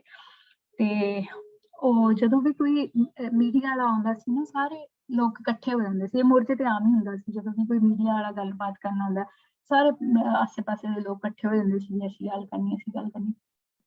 ਤਾਂ ਬੀਬੀਆਂ ਨੂੰ ਮੈਂ ਜਾ ਕੇ ਕਿਹਾ, ਮੈਂ ਕਿ ਜਿਹਨਾਂ ਨੇ ਤੁਹਾਡੇ ਨਾਲ ਗੱਲ ਕਰਨੀ ਹੈ ਕਿਵੇਂ, ਉਹਨਾਂ ਨੇ ਸਵਾਲ ਪੁੱਛੇ, ਬੀਬੀਆਂ ਗੱਲਾਂ ਕਰਨ ਲੱਗ ਗਈਆਂ। ਤੇ ਉਹਨਾਂ ਹੀ ਟਰਾਲੀਆਂ ਚ ਜਿਹੜੇ ਉਹਨਾਂ ਦੇ ਨਾਲ ਸੇਮ ਪਿੰਡ ਦੇ ਬਜ਼ੁਰਗ ਸੀਗੇ, ਬੰਦੇ ਹਨਾ, ਉਹ ਆ ਕੇ ਵਿੱਚ 2-3 ਜਾਣੇ ਕਹਿੰਦੇ ਚਲੋ ਤੁਸੀਂ, ਅਸੀਂ ਗੱਲ ਕਰਾਂਗੇ ਹਨਾ। ਤੇ ਮੈਂ ਕਿਹਾ ਤੁਸੀਂ ਕਿਉਂ ਕਰੋਗੇ ਹਨਾ। ਤੇ ਕਹਿੰਦੇ ਲੈ ਇਹਨਾਂ ਦਾ ਕੀ ਭਰੋਸਾ ਹੈ, ਕੀ ਬੋਲ ਦੇਣ, ਇਹਨਾਂ ਨੂੰ ਕੁਛ ਪਤਾ ਨਹੀਂ, ਅਸੀਂ ਗੱਲ ਕਰਾਂਗੇ।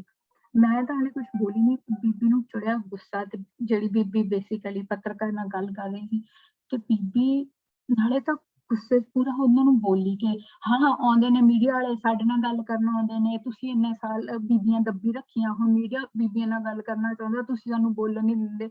ਨਾਲੇ ਤਾਂ ਬੀਬੀ ਦਾ ਪੂਰਾ ਗੁੱਸਾ ਨਿਕਲ ਰਿਹਾ ਸੀ ਤੇ ਉਹ ਗੁੱਸੇ 'ਚ ਉਹਦੀਆਂ ਅੱਖਾਂ 'ਚੋਂ ਹੰਝੂ ਆ ਗਏ। ਉਹ ਮਤਲਬ ਜਿਹੜਾ ਕਹਿ ਲਓ ਕੌਨਫੀਡੈਂਸ ਮੋਰਚਿਆਂ ਤੇ ਜਾ ਕੇ ਉਹਨਾਂ ਦੇ ਵਿੱਚ ਆਇਆ, ਉਹਨਾਂ ਦੇ ਇੱਕ ਕਲੈਕਟਿਵ ਕਹਿ ਲਓ ਐਕਸਪੀਰੀਅੰਸ ਜੋ ਆਇਆ, ਮੇਰਾ ਖਿਆਲ ਉਹ ਬਹੁਤ ਇੰਟਰਸਟਿੰਗ ਸੀ। ਮਤਲਬ ਯੰਗ ਕੁੜੀ ਲਈ ਸ਼ਾਇਦ ਇਹ ਲੜਾਈ ਨਹੀਂ ਸੀ ਉੱਥੇ ਦੀ, ਮੈਂ ਮੀਡੀਆ ਨੂੰ ਐਡਰੈਸ ਕਰ ਸਕਦੀ ਹਾਂ ਕਿ ਨਹੀਂ, ਬਟ ਬਹੁਤ ਸਾਰੀਆਂ ਪੇਂਡੂ ਔਰਤਾਂ ਲਈ ਇਹ ਵੀ ਲੜਾਈ ਸੀਗੀ। ਤਾਂ ਉਹ ਏਦਾਂ ਦੀਆਂ ਜਿਹੜੀਆਂ ਪੈਰਲਲ ਲੜਾਈਆਂ ਵੀ ਇਸ ਮੂਵਮੈਂਟ ਦੇ ਦੌਰਾਨ ਮੋਰਚਿਆਂ ਤੇ ਚੱਲੀਆਂ ਨੇ, ਉਹ ਬਹੁਤ ਇੰਟਰਸਟਿੰਗ ਹੈ। ਮੈਂ ਪਿਛਲੇ ਦਿਨੀ ਪੰਜਾਬੀ ਯੂਨੀਵਰਸਿਟੀ 'ਚ ਪੁਸਤਕ ਮੇਲਾ ਚੱਲ ਰਿਹਾ ਸੀ, ਉੱਥੇ ਗਈ, ਉੱਥੇ ਵੀ ਉਹਨਾਂ ਨੇ ਡਿਸਕਸ਼ਨ ਰੱਖੀ ਸੀਗੀ ਫਾਰਮਰਸ ਮੂਵਮੈਂਟ ਦੇ ਉੱਤੇ। ਉੱਥੇ ਜਿਹੜਾ ਮੋਡਰੇਟਰ ਸੀ ਟਾਕ ਦੇ ਦੌਰਾਨ ਉਹਨਾਂ ਨੇ ਮੈਨੂੰ ਸਵਾਲ ਪੁੱਛਿਆ ਕਿ ਤੁਹਾਨੂੰ ਕੀ ਲੱਗਦਾ ਕਿ ਬਦਲਾਅ ਕਿ ਜਿਹੜੇ ਤੁਸੀਂ ਔਰਤਾਂ ਦੇ ਐਕਸਪੀਰੀਅੰਸ ਮੋਰਚੇ ਤੇ ਤੁਸੀਂ ਰਿਅਲਾਈਜ਼ ਕੀਤੇ, ਅਸੀਂ ਕਹਿੰਦੇ ਹਾਂ ਵੀ ਔਰਤਾਂ ਨੂੰ ਪਛਾਣ ਮਿਲੀ, ਔਰਤਾਂ ਉੱਥੇ ਖੁੱਲ੍ਹ ਕੇ ਨਿਕਲ ਕੇ ਸਾਹਮਣੇ ਆਈਆਂ, ਵੀ ਜੈਂਡਰ ਪਰਸਪੈਕਟਿਵ ਤੋਂ ਜਿਹੜੇ ਤੁਸੀਂ ਚੇਂਜ ਉੱਥੇ ਨੋਟ ਕਰ ਰਹੇ ਹੋ, ਵੀ ਕੀ ਉਹ ਮੂਵਮੈਂਟ ਖਤਮ ਹੋਣ ਤੋਂ ਬਾਅਦ ਘਰਾਂ 'ਚ ਵਾਪਸ ਪੰਜਾਬ 'ਚ ਵੀ ਉੱਦਾਂ ਹੀ ਜਾਰੀ ਰਹਿਣਗੇ ਜਾਂ ਘਰਾਂ ਜਾ ਕੇ ਸਭ ਮਤਲਬ ਉੱਦਾਂ ਦਾ ਸਭ ਚੰਗਾ ਸੀ ਪਹਿਲਾਂ ਵਰਗਾ ਹੀ ਹੋ ਜਾਊਗਾ। ਉਹਦੇ ਤੇ ਨਾ ਮੈਨੂੰ ਇੱਕ ਬਹੁਤ ਇੰਟਰਸਟਿੰਗ ਐਗਜ਼ਾਮਪਲ ਯਾਦ ਆਈ। ਤੇ ਮਤਲਬ ਕਿਉਂਕਿ ਮੈਂ ਸਿਨੇਮਾ ਪੜ੍ਹਿਆ ਨਾ, ਤੇ ਸਿਨੇਮਾ 'ਚ ਅਸੀਂ ਨਾ ਇੱਕ ਪੀਰੀਅਡ ਫਿਲਮਾਂ ਨੇ ਉਹ ਹਾਲੇ ਵੀ ਚੱਲਦੀਆਂ, ਡਾਰਕ ਫਿਲਮਾਂ, ਗੈਂਗਸਟਰ ਫਿਲਮਾਂ, ਨੁਆਰ ਫਿਲਮਾਂ ਕਹਿੰਦੇ ਹਨ, ਨੁਆਰ ਫਿਲਮਸ।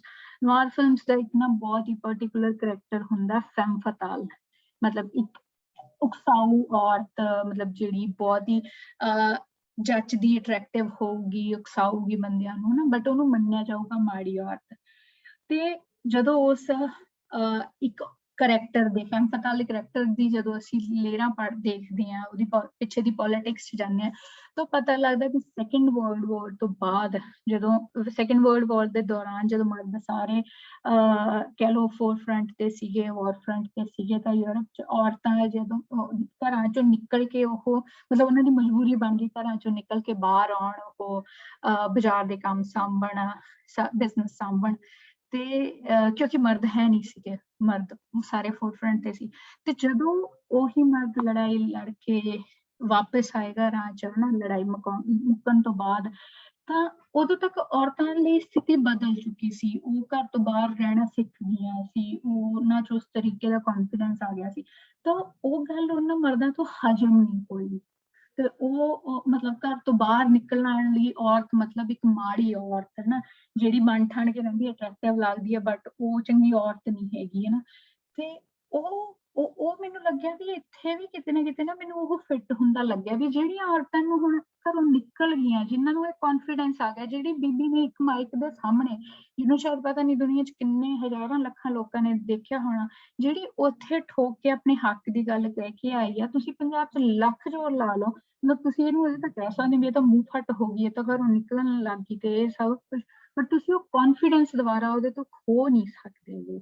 ਤੇ ਇਹ ਮੈਨੂੰ ਬਹੁਤ ਇੰਟਰਸਟਿੰਗ ਇੱਕ ਚੀਜ਼ ਲੱਗੀ। ਮੈਂ ਲਾਜ਼ਮੀ ਇਹ ਵੀ ਮੰਨਦੀ ਹਾਂ ਕਿ ਜਿੰਨੀਆਂ ਕਹਿ ਲਓ ਕਿਸੇ ਹੱਦ ਤੱਕ ਚੀਜ਼ਾਂ ਪ੍ਰੋਗਰੈਸਿਵ ਮੋਰਚਿਆਂ ਦੇ ਉੱਤੇ ਲੱਗ ਰਹੀਆਂ ਸੀ, ਮੇ ਬੀ ਘਰਾਂ 'ਚ ਜਾ ਕੇ, ਪੰਜਾਬ 'ਚ ਜਾ ਕੇ ਸਮੇਂ ਸਮਾਜ ਉਹਨਾਂ ਪ੍ਰੋਗਰੈਸਿਵ ਨਾ ਲੱਗੇ, ਕਿਉਂਕਿ ਮੋਰਚਿਆਂ ਦੇ ਉੱਤੇ ਇੱਕ ਬਹੁਤ ਛੋਟਾ ਹਿੱਸਾ ਬੈਠਾ ਸੀਗਾ, ਤੇ ਉੱਥੇ ਵੀ ਉਹ ਕੁਛ ਰੂਲਸ ਰੈਗੂਲੇਸ਼ਨ, ਕੁਛ ਕਹਿ ਲਓ ਬੰਦਿਸ਼ਾਂ ਦੇ ਵਿੱਚ ਬੈਠਿਆ ਸੀ। ਉਹ ਇੱਕ ਦੂਜੇ ਪਾਸੇ ਪੂਰੀ ਲੀਡਰਸ਼ਿਪ ਸੀ ਜਿਹੜੀ ਉਹਨਾਂ ਨੂੰ ਕਹਿ ਰਹੀ ਸੀ ਕਿ ਅਸੀਂ ਸਮਾਜ ਦੀਆਂ ਪਿਛੂ ਚੀਜ਼ਾਂ ਨੂੰ ਦਰਕਿਨਾਰ ਕਰਦੇ ਹੋਏ ਅੱਗੇ ਵੱਲ ਨੂੰ ਵਧਣਾ, ਉਹ ਜੈਂਡਰ ਨਾਲ ਰਿਲੇਟਡ ਹੋਣ, ਕਾਸਟ ਨਾਲ ਰਿਲੇਟਡ ਹੋਣ, ਸਾਰੀਆਂ ਹੋਣ, ਬਟ ਸਮਾਜ 'ਚੋਂ ਚੀਜ਼ਾਂ ਐਜ਼ ਇਟ ਇਜ਼ ਪਈਆਂ।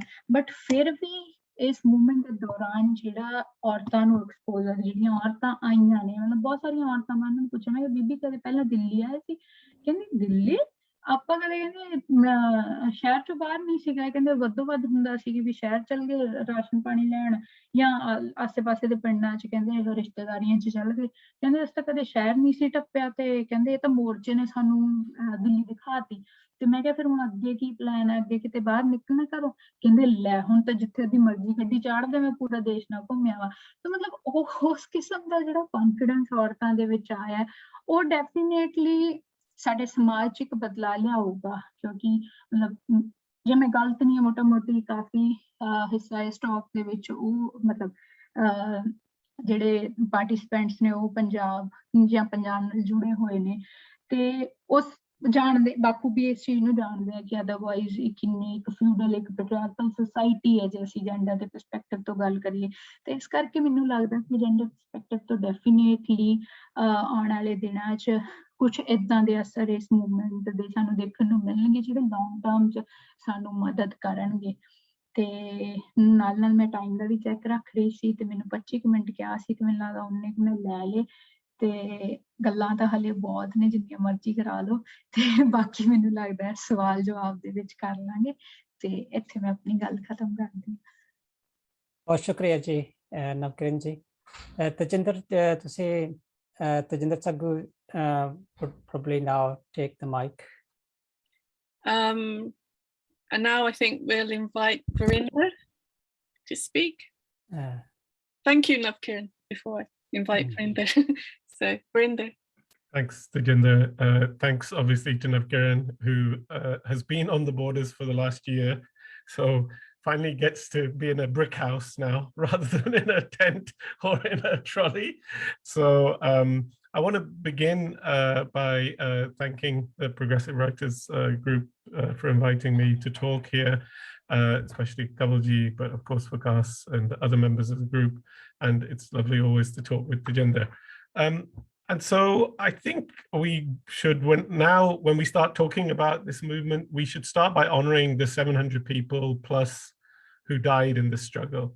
And I do think that our job is to ensure that their deaths are always remembered at the forefront, because I know a lot of analysis will now happen and a lot of people are going to talk about this and there's going to be a lot of backtracking. Okay, what did this struggle achieve or what it didn't achieve? But it is on those people's heads that the struggle got its victory in their lives. And I think we have to remember that these deaths are a result of Indian state violence. A lot of people have said to me, well, did this mean that the police and the army came and shot these people like they do in Kashmir? I said, no, that's one element of Indian state violence. And they also asked me, did a mob come? I said, yeah, many mobs came, but these guys fought them off.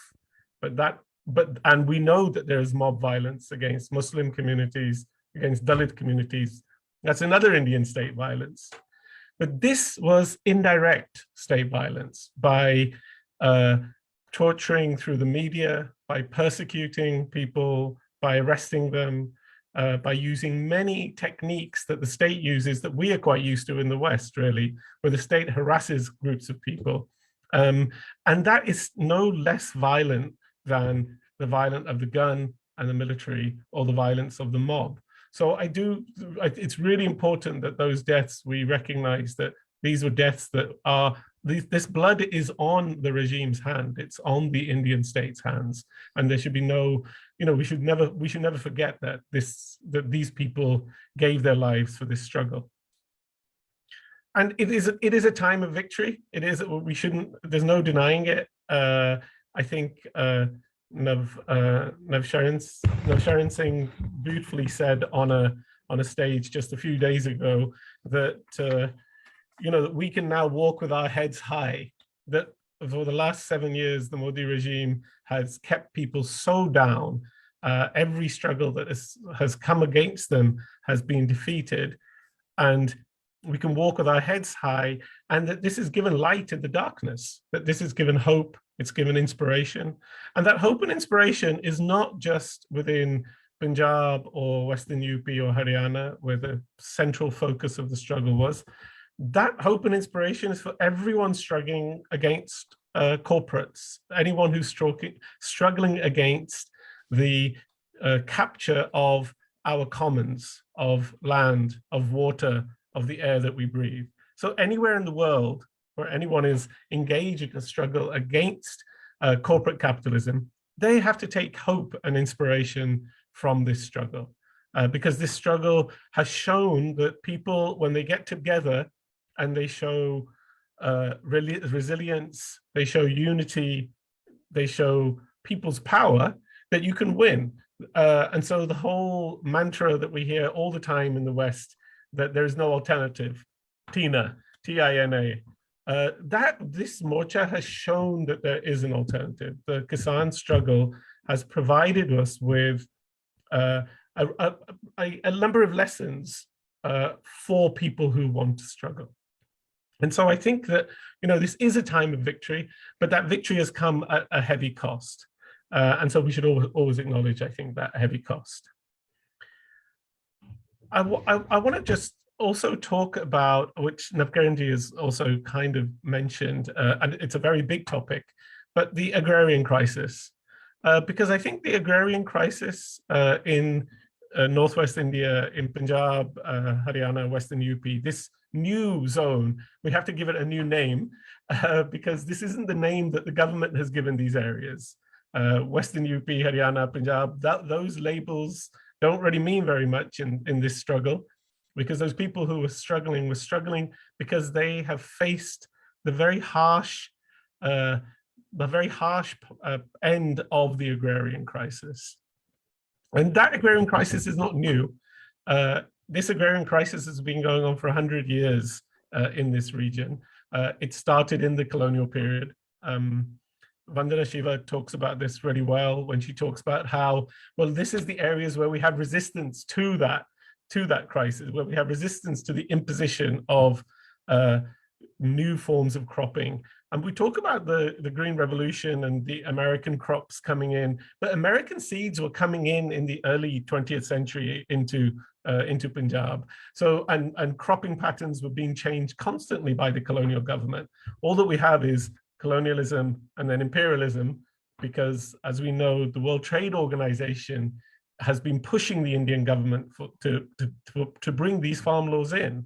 So the long history of exploitation of the land in this area has been met by a long history of resistance. So it is not that this resistance does not come out of, comes out of thin air. It comes out of an attack on the land.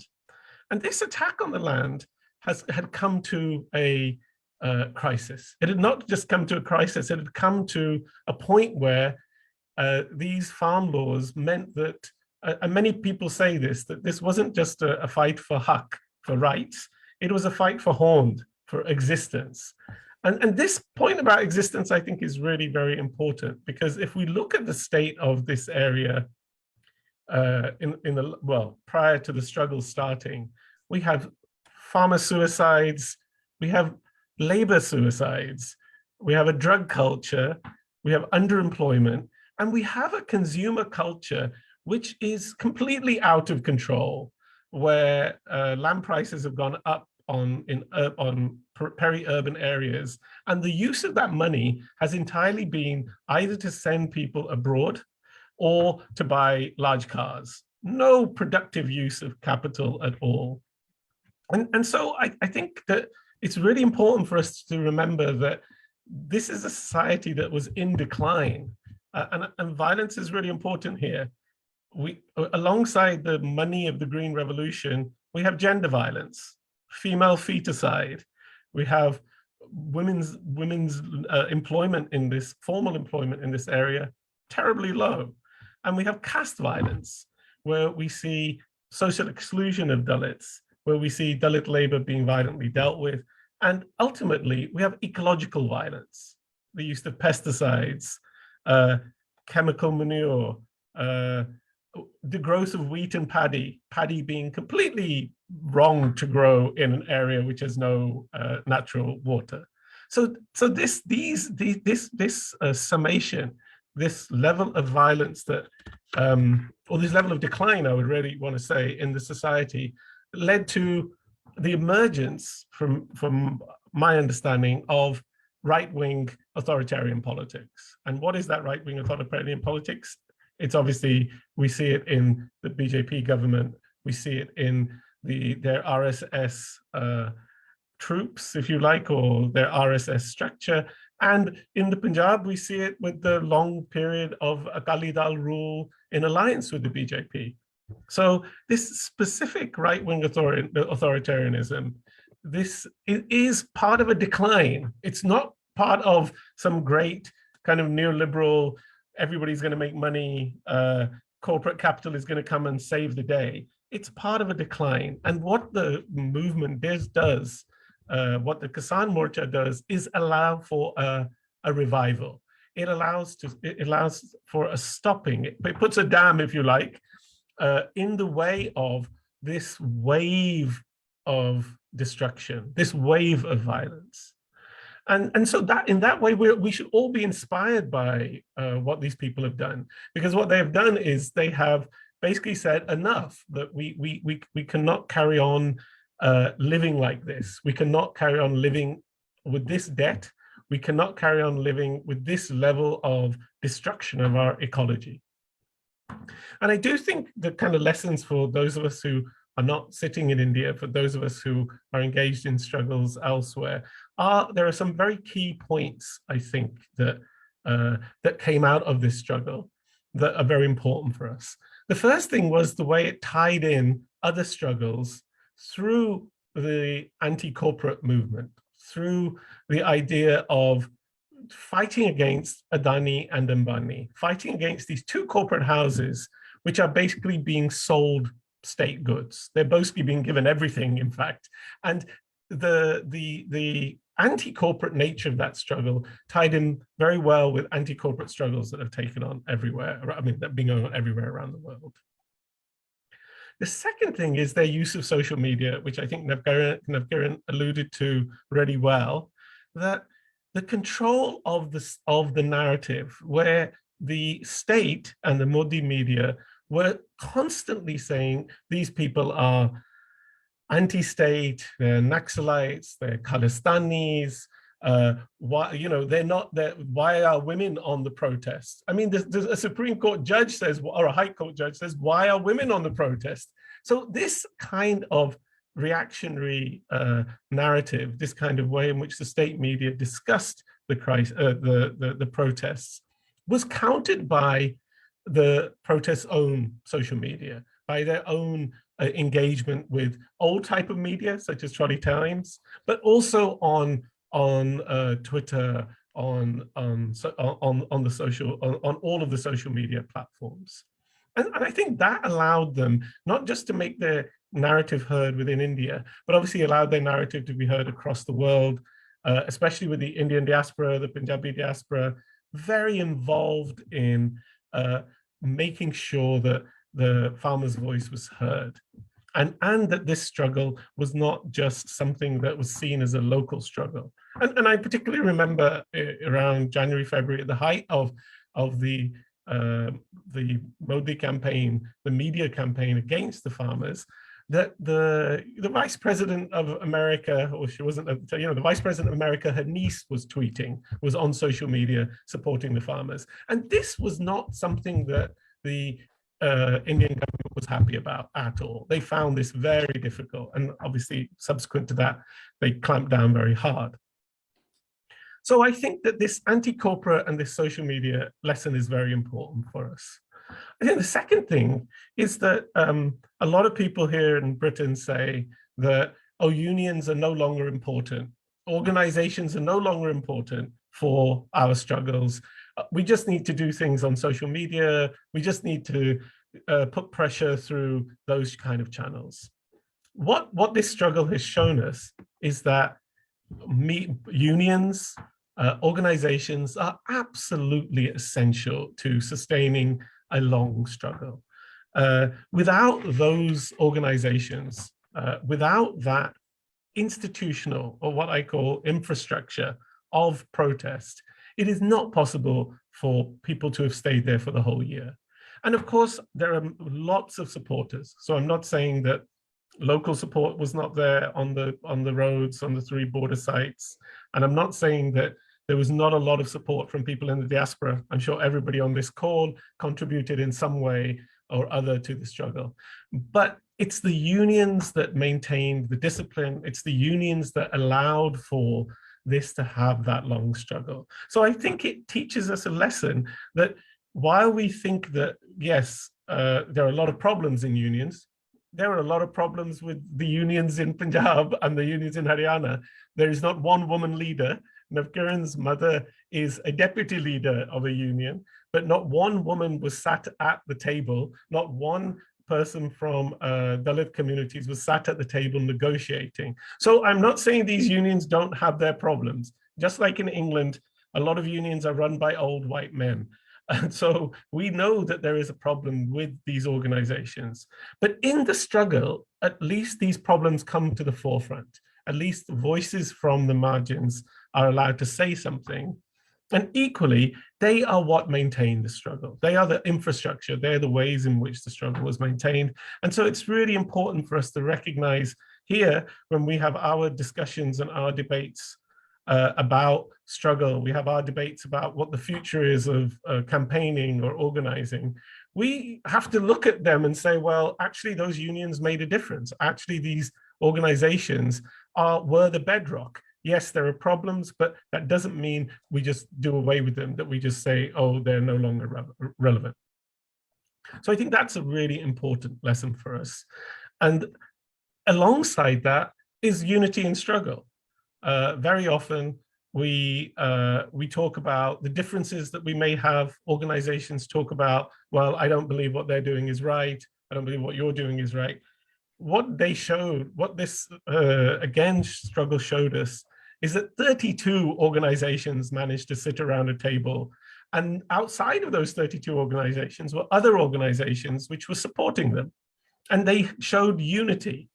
And a lot of people have said that this unity actually came from below. That the normal way in which the Indian government, or any government really, breaks unity is by saying, okay, you 5 farmers here. And actually you can see this is happening right now. Just 3 days after the protest is finishing, the government is picking off various leaders and offering them things. But during the struggle, I'm sure all of these people were given side offers, but the people stopped them. And again, if any of you have been watching, as we all have who sit in the diaspora, we watch on YouTube, you watch the stage. The stage itself and the stages, there's not one stage of the Morcha. And so this unity was not unity without diversity. There were very many organizations, very many different political points of view, which is why there were so many stages. I remember when I visited Tikri border, and Navkiran was telling me that at the height of the protest, there were like 10 stages at the border because there were so many people and so many different groups and organizations. But these stages were controlled by the people. Even the farmers' unions, even the leaders had to bow to the will of the people. And I remember very early on in the struggle, at some point, Gurdas Maan, the kind of famous singer, wanted to go onto the stage. And one farmers leader went to get him. And the audience and the crowd said, no, he cannot speak because he'd done, he hadn't been very supportive of on very many issues before that. And I felt really strongly that this is people's voice. That even though the leaders are there, and of course you need that infrastructure, there was some people's democracy going on here. And again, that's something that we can learn from. That while there's a complaint about organization, while we complain about unions or formal institutions like this, that actually allowing for the public voice, allowing for people's democracy, people's voices, it makes these organizations alive, and it disciplines the leaders. It stops them from taking the crumbs that the state offers. And so again, I think that's a really important lesson for us. My final point really is about the role of culture, because this is a progressive writers, it is a writers group. What is the contribution of culture? And again, I think this has been huge, the way in which, particularly in music, which is my sort of topic area of study in cultural terms, there was such a decline and criticism of Punjabi music and actually North Indian music generally, in terms of the lyrics, in terms of the visuals on the videos. And there was a real sense that, and from my own understanding of that this was really representative of the decline in the society, that this was the ultimate kind of consumer culture valorization, that you want to be in these cars. There are women who have got little clothing on, that you are sort of performing masculinity with your guns and this kind of stuff. And the shift from that to the Morcha songs, the revival of Sant Ramadasi as a poet, the revival of poetry. There are thousands of poems actually that were written about the Morcha. There are thousands of songs that were produced on these channels. And again, infrastructure is very important. The old infrastructure for making the bad music, and I will call it bad music, I may got told off by people who like, who want a more subtle analysis. The infrastructure of this bad music suddenly shifted to producing powerful anthems, powerful songs to inspire people. And this was a remarkable shift, but it really showed the infrastructure. And again, another example from early on in the movement, Rihanna, who is this super singer, like in terms of popularity, she has more Twitter followers than Modi himself. She tweeted something about the movement. And the next day, Diljit Dosanjh released a song about her. Within 12 hours, he released a song about her, which shows that this infrastructure of production, this infrastructure of music and culture, I think that was so powerful in terms of keeping the profile and the motivation of the movement. So culture here played an incredibly important role in the protest itself, and kept not just keeping, and I think we have to mention Kanwal Dhaliwal in this, because he again became a kind of spokesperson in the cultural scene, but he was one of many performers and artists who got involved. So again, the lesson for us, I think, is that we have to take culture really seriously in any kind of political movements that we may be involved in, and that where we see a particular struggle going on, maybe the role that we have is to support that through providing this kind of cultural infrastructure. Because I think that infrastructure point is very important. The Modi government has put down violently so many struggles, and continues to put down violently so many struggles. And actually the Indian state, since independence, has done this. So this is not particularly new, it's just got a very nasty edge to it at the moment. But in this struggle, there were so many elements that we can all learn from. And we should again be humbled and salute all of those people on the protests, because they've given us a role model that not really since Tahrir Square and the start of Occupy in Egypt, which was the first kind of space in which the notion of occupation, that we normally think of protest in terms of marching. And this is an inheritance from the Bolshevik Revolution, because when they captured the Russian state, all they did was march. They were always marching across bridges, marching. And in Occupy, in the Tahrir Square occupation, there was a new form, there's a new way of doing struggle. And the Kisan Morcha, it took that to a new level altogether. It totally occupied those roads. It completely created an infrastructure for struggle. And these were not people who were, maybe Navkiran's generation especially, were coming from brick houses. These are not people who had lived lives which were that hard in the physical sense. And they were going and living in tents, living through wet weather. I remember when I visited Navkiran, she was sharing her bamboo hut with many mice and rats. And when I told my daughter this, she was not happy. And I said, look, this is how you learn you learn, because when you live in those conditions and people are helping each other, and this is what I felt most, is that the brick walls between people came down in this struggle. And there was a new sense that actually the bad development or bad modernity that Punjab and Haryana and Western UP have been through, the bad green revolution. It shouldn't be called the green revolution. It should be called the green, should be green disaster. That having gone through that, this now hopefully will be a time for revival. And again, that's maybe for another talk. But I do think that the lessons of the protest are important globally. They're important for everyone. This is an example for everyone who is concerned with issues of injustice to learn from. Thanks. Thanks a lot, Virinder, Kalra ji. You had a great input. I thank both of you.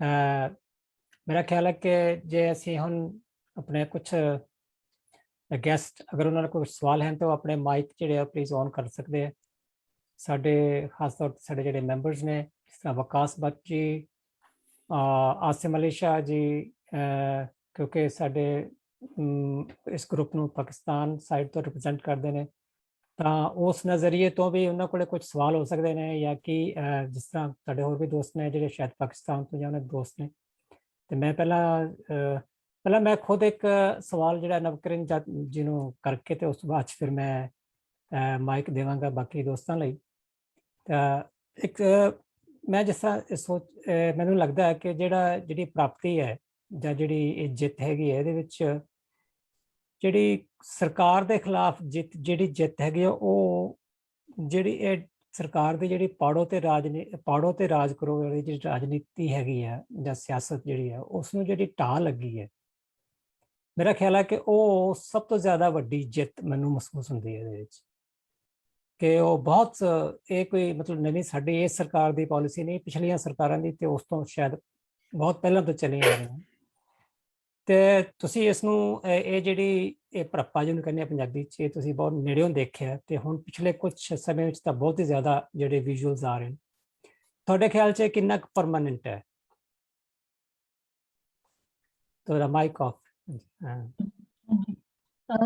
Definitely ਮਤਲਬ ਮੈਂ ਵੀ ਗੱਲ ਕਰਦੇ ਕਿਹਾ ਸੀਗਾ ਕਿ ਭਾਈਚਾਰਕ ਇੱਕ ਸਾਂਝ ਵਧੀ ਹੈ ਉਹੀ ਉਹਦਾ ਆਪੋਜ਼ਿਟ ਉਹੀ ਹੈ ਜਿਹੜੀ ਸਰਕਾਰ ਵੱਲੋਂ ਕੋਸ਼ਿਸ਼ਾਂ ਨੇ ਪਾੜੋ ਤੇ ਰਾਜ ਕਰੋ ਦੀਆਂ ਉਹ ਬੇਸ਼ੱਕ ਜਾਤੀ ਦੇ ਆਧਾਰ ਤੇ ਹੋਵੇ ਲਿੰਗ ਦੇ ਆਧਾਰ ਤੇ ਰੀਜਨ ਰਿਲੀਜਨ ਮਤਲਬ ਹਰ ਐਂਗਲ ਤੋਂ ਕੋਸ਼ਿਸ਼ ਕਰਦੇ ਆ ਉਹ ਤੋੜਨ ਦੀ ਵੀ ਯੂਨਿਟੀ ਨਾ ਬਣੇ ਤੇ ਉਹਨੂੰ ਇਹਨੇ ਤੋੜਿਆ ਬਟ ਉਹ ਕਿੰਨਾ ਲੰਬਾ ਰਹੇਗਾ ਇਹ ਚੀਜ਼ ਜਿਹੜੀ ਹੈ ਬਹੁਤ ਸਾਰੇ ਫੈਕਟਰਸ ਤੇ ਨਿਰਭਰ ਕਰਦੀ ਹੈ ਹਨਾ ਪਹਿਲੀ ਗੱਲ ਤਾਂ ਇਹ ਜਿਹੜੀ ਅਸੀਂ ਯੂਨਿਟੀ ਕਹਿ ਲਓ ਰਿਲੀਜੀਅਸ ਯੂਨਿਟੀ ਅਸੀਂ ਐਕਸਪੀਰੀਅੰਸ ਕੀਤੀ ਆ ਉਹ ਰੀਜਨਲ ਤੇ ਰਿਲੀਜਨ ਬੇਸਡ ਯੂਨਿਟੀ ਜਿਹੜੀ ਅਸੀਂ ਐਕਸਪੀਰੀਅੰਸ ਕੀਤੀ ਹੈ ਉਹ ਅਸੀਂ ਪੰਜਾਬ ਹਰਿਆਣਾ ਤੇ ਵੈਸਟਰਨ ਯੂਪੀ ਇਸ ਖਿੱਤੇ ਦੇ ਵਿੱਚ ਜ਼ਿਆਦਾ ਕੀਤੀ ਹੈ ਵੈਸਟਰਨ ਯੂਪੀ ਦੇ ਕੰਟੈਕਸਟ 'ਚ ਹੋਰ ਜ਼ਿਆਦਾ ਇੰਪੋਰਟੈਂਟ ਹੋ ਜਾਂਦੀ ਹੈ ਬਿਕਾਜ਼ ਵੈਸਟਰਨ ਯੂਪੀ ਦੇ ਵਿੱਚ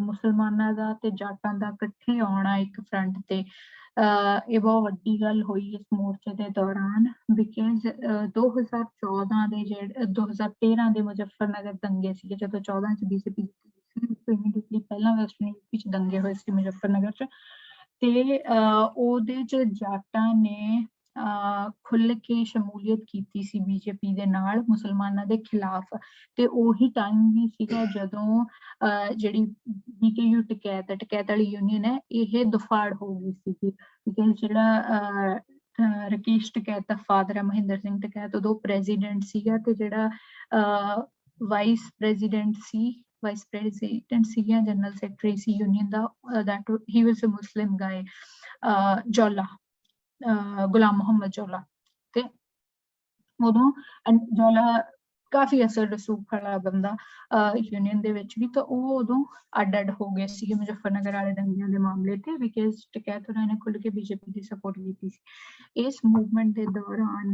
ਰਕੇਸ਼ ਟਕੈਤ ਨੇ ਮਤਲਬ ਭਰੀ ਸਭਾ ਦੇ ਵਿੱਚ ਸਟੇਜ ਤੋਂ ਮਾਫੀ ਮੰਗੀ ਆਪਦੀ ਉਸ ਸ਼ਮੂਲੀਅਤ ਲਈ ਉਸ ਕਹਿ ਲਓ ਹੱਤਿਆ ਮਤਲਬ ਦੰਗਿਆਂ ਲਈ ਤੇ ਉਸ ਤੋਂ ਬਾਅਦ ਜੌਲਾ ਹੁਰੀ ਵੀ ਨੇ ਜਿਹੜੇ ਉਹ ਇਸ ਅੰਦੋਲਨ ਦੇ ਭਾਗੀਦਾਰ ਬਣੇ ਵੈਸਟਰਨ ਯੂਪੀ ਦੇ ਵਿੱਚ ਇਸ ਤਰੀਕੇ ਦੀ ਕਹਿ ਲਓ ਜਿਹੜੀ ਘਟਨਾ ਦਾ ਵਾਪਰਨਾ ਉਹ ਪੋਲੀਟੀਕਲੀ ਬਹੁਤ ਜ਼ਿਆਦਾ ਮਾਇਨੇ ਰੱਖਦਾ ਹੈ।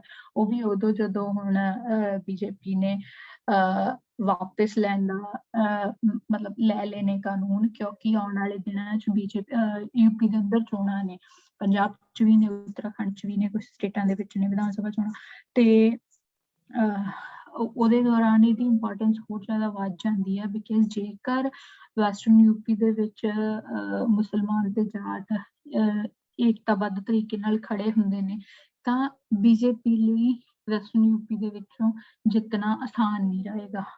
ਤੇ ਮੈਨੂੰ ਲੱਗਦਾ ਕਿ ਇਹਨਾਂ ਚੀਜ਼ਾਂ ਦੇ ਪੋਲੀਟੀਕਲੀ ਜਦੋਂ ਮੈਸੇਜ ਜਾਂਦੇ ਨੇ ਨਾ, ਉਹ ਇਹਨਾਂ ਚੀਜ਼ਾਂ ਦੀ ਲਾਈਫ ਹੋਰ ਜ਼ਿਆਦਾ ਵਧਾ ਦਿੰਦੇ ਨੇ। ਬਿਕਾਜ਼ ਯੂਨਿਟੀ ਜਿਹੜੀ ਲੋਕਾਂ ਵਿਚਲੀ ਯੂਨਿਟੀ ਹੁੰਦੀ ਹੈ ਨਾ, ਉਹ ਕਦੇ ਆਪਣੇ ਆਪ ਨਹੀਂ ਟੁੱਟਦੀ। ਮਤਲਬ ਲੋਕਾਂ ਦੀ ਆਮ ਦਿਨਾਂ 'ਚ ਜ਼ਿੰਦਗੀ ਚੱਲ ਰਹੀ ਹੈ, ਉਹਦੇ 'ਚ ਲੋਕ ਕਦੇ ਨਹੀਂ ਲੜਦੇ ਵੀ ਉਹ ਤੂੰ ਹਿੰਦੂ ਆ ਤੇ ਮੈਂ ਸਿੱਖ ਆ, ਜਾਂ ਤੂੰ ਆ ਤੇ ਮੈਂ ਆ। ਇਹ ਪੋਲੀਟੀਕਲੀ ਚੀਜ਼ਾਂ ਕਰਵਾਈਆਂ ਜਾਂਦੀਆਂ ਨੇ, ਤੇ ਜਦੋਂ ਪੋਲੀਟੀਕਲੀ ਫਰੰਟ ਤੇ ਹੀ ਚੀਜ਼ਾਂ ਦਾ ਟਾਕਰਾ ਹੋਵੇ ਤਾਂ ਮੈਨੂੰ ਲੱਗਦਾ ਫਿਰ ਉਹਨਾਂ ਦਾ ਮੈਸੇਜ ਵੀ ਦੂਰ ਤੱਕ ਜਾਂਦਾ ਤੇ ਅਸਰ ਵੀ ਦੂਰ ਤੱਕ ਹੁੰਦਾ। ਇਸ ਕਰਕੇ ਮਤਲਬ ਕੋਈ ਮੈਨੂੰ ਬਹੁਤ ਹੀ ਕੁਆਂਟੀਟੇਟਿਵ ਢੰਗ ਨਾਲ ਕਿ ਕਿੰਨੇ ਸਾਲਾਂ ਤੱਕ, ਕਿੰਨੇ ਮਹੀਨਿਆਂ ਤੱਕ ਹੋ ਚੱਲੂ, ਉਹ ਤਾਂ ਦੱਸਣਾ ਪੋਸੀਬਲ ਨਹੀਂ ਹੈ। ਬਟ ਡੈਫੀਨੇਟਲੀ ਇਹ ਗੱਲ ਜ਼ਰੂਰ ਹੈ ਕਿ ਜਿਹੜੀ ਜਿਸ ਸਪੀਡ ਤੇ ਬੀਜੇਪੀ ਦਾ ਪੂਰਾ ਉਹ ਕਮਿਊਨਲ ਅਟੈਕ ਚੱਲ ਰਿਹਾ ਸੀਗਾ, ਉਸ ਸਪੀਡ ਨੂੰ ਜ਼ਰੂਰ ਇਸ ਅੰਦੋਲਨ ਨੇ ਠੱਲ ਪਾਈ ਹੈ। ਬਿਕਾਜ਼ ਉਹਨਾਂ ਦਾ ਸਭ ਤੋਂ ਜ਼ਿਆਦਾ ਜ਼ੋਰ ਵੀ ਇਹਨਾਂ ਰਾਜਾਂ ਦੇ ਵਿੱਚ ਹੀ ਹੈ, UP, Haryana, Rajasthan, Gujarat, Madhya Pradesh, central India. ਤੇ ਇਸ ਕਰਕੇ ਮੈਨੂੰ ਲੱਗਦਾ ਕਿ ਇਹਦੇ ਪੋਲੀਟੀਕਲ ਮਾਇਨੇ ਕਾਫੀ ਵੱਡੇ ਨੇ ਤੇ ਇਹ ਦੂਰ ਤੱਕ ਅਸਰ ਕਰੂਗਾ, ਇਹ ਭਾਈਚਾਰਾ ਜਿਹੜਾ ਇਸ ਅੰਦੋਲਨ ਦੇ ਦੌਰਾਨ ਡਿਵੈਲਪ ਹੋਇਆ। ਬਹੁਤ ਸ਼ੁਕਰੀਆ। Tajender, do you have a question before? No, let's go to questions. Yeah. Okay. I want to ask a question. Okay, Gurnam Dhillon ji ਨਾਲ ਸ਼ੁਰੂ ਕਰ ਲੈਂਦੇ ਹਾਂ। My question is to Professor Kalra. These three international institutions, International Monetary Fund, World Trade Center, and World Bank, they made, in your view, have they made any influence on Modi government to adopt pro-corporate policies and resulting into this protest, farmers' protest? So this is my question just in one sentence, please. So these three farm laws, the World Trade Organization had demanded that India enact these from 2003, I think, or 2001, 2, 3, or some in the early 2000s. And at that time, the Manmohan Singh government argued against these laws. And so this implementation now is just because it works, because Adani and Ambani are the two corporations that are working in the farm sector. They support the BJP. So then they're very happy to enact those farm laws. So the World Trade Organization has been demanding India to do this for quite a long time, but the governments have resisted this. And it's only because they have so much majority in the houses, both of the houses of parliament, plus they have the corporate backing, that they went ahead and did this. Otherwise, the agenda has been there for much longer. But of course, there's been big farm protest resistance against this agenda as well. This was just the one. This is the final one that came. But before this, 2014, maybe in Navkiran, there was huge protests against when 200,000 farmers again came to Delhi and occupied. So there's been a long history against these laws, but the Indian state has been trying to get these laws for a long time. This privatization of the farm sector has been a big agenda for the Indian state. It's not a new agenda. In my view, this three policies, privatization, liberalization, and globalizations, they have been directly, I would say, instructed by these three institutions for India to form such laws. And when we discuss all these issues, I think we should bring those institutions into context as well. But that, in my view, that's the root of because but that's what's yeah, but you have to happening in remember India that. now. But I'm saying that the Indian government under Manmohan Singh, the Congress, for whatever reasons, They resisted, yes. better, they did resist this. No, they said True, no. true, So yes. these Modi people said yes. So I think when we talk about, of course we talk about globalization and global capitalism. I'm always happy to talk about these things, but we're talking about resistance. And so the Modi government did not resist them, but the people have resisted. But prior to this, the Manmohan Singh government did not agree. They said that no, we want more time. We need more time to do other things. So you can, the states can fight back against the World Trade Organization. It's not just imperialism has its way all the time. And this is a very good example of that resistance. Thank you very much. Thank you. Wakaas ji. मेहरबानी अपना कमल जी, बड़ी सोहनी गल हुई है और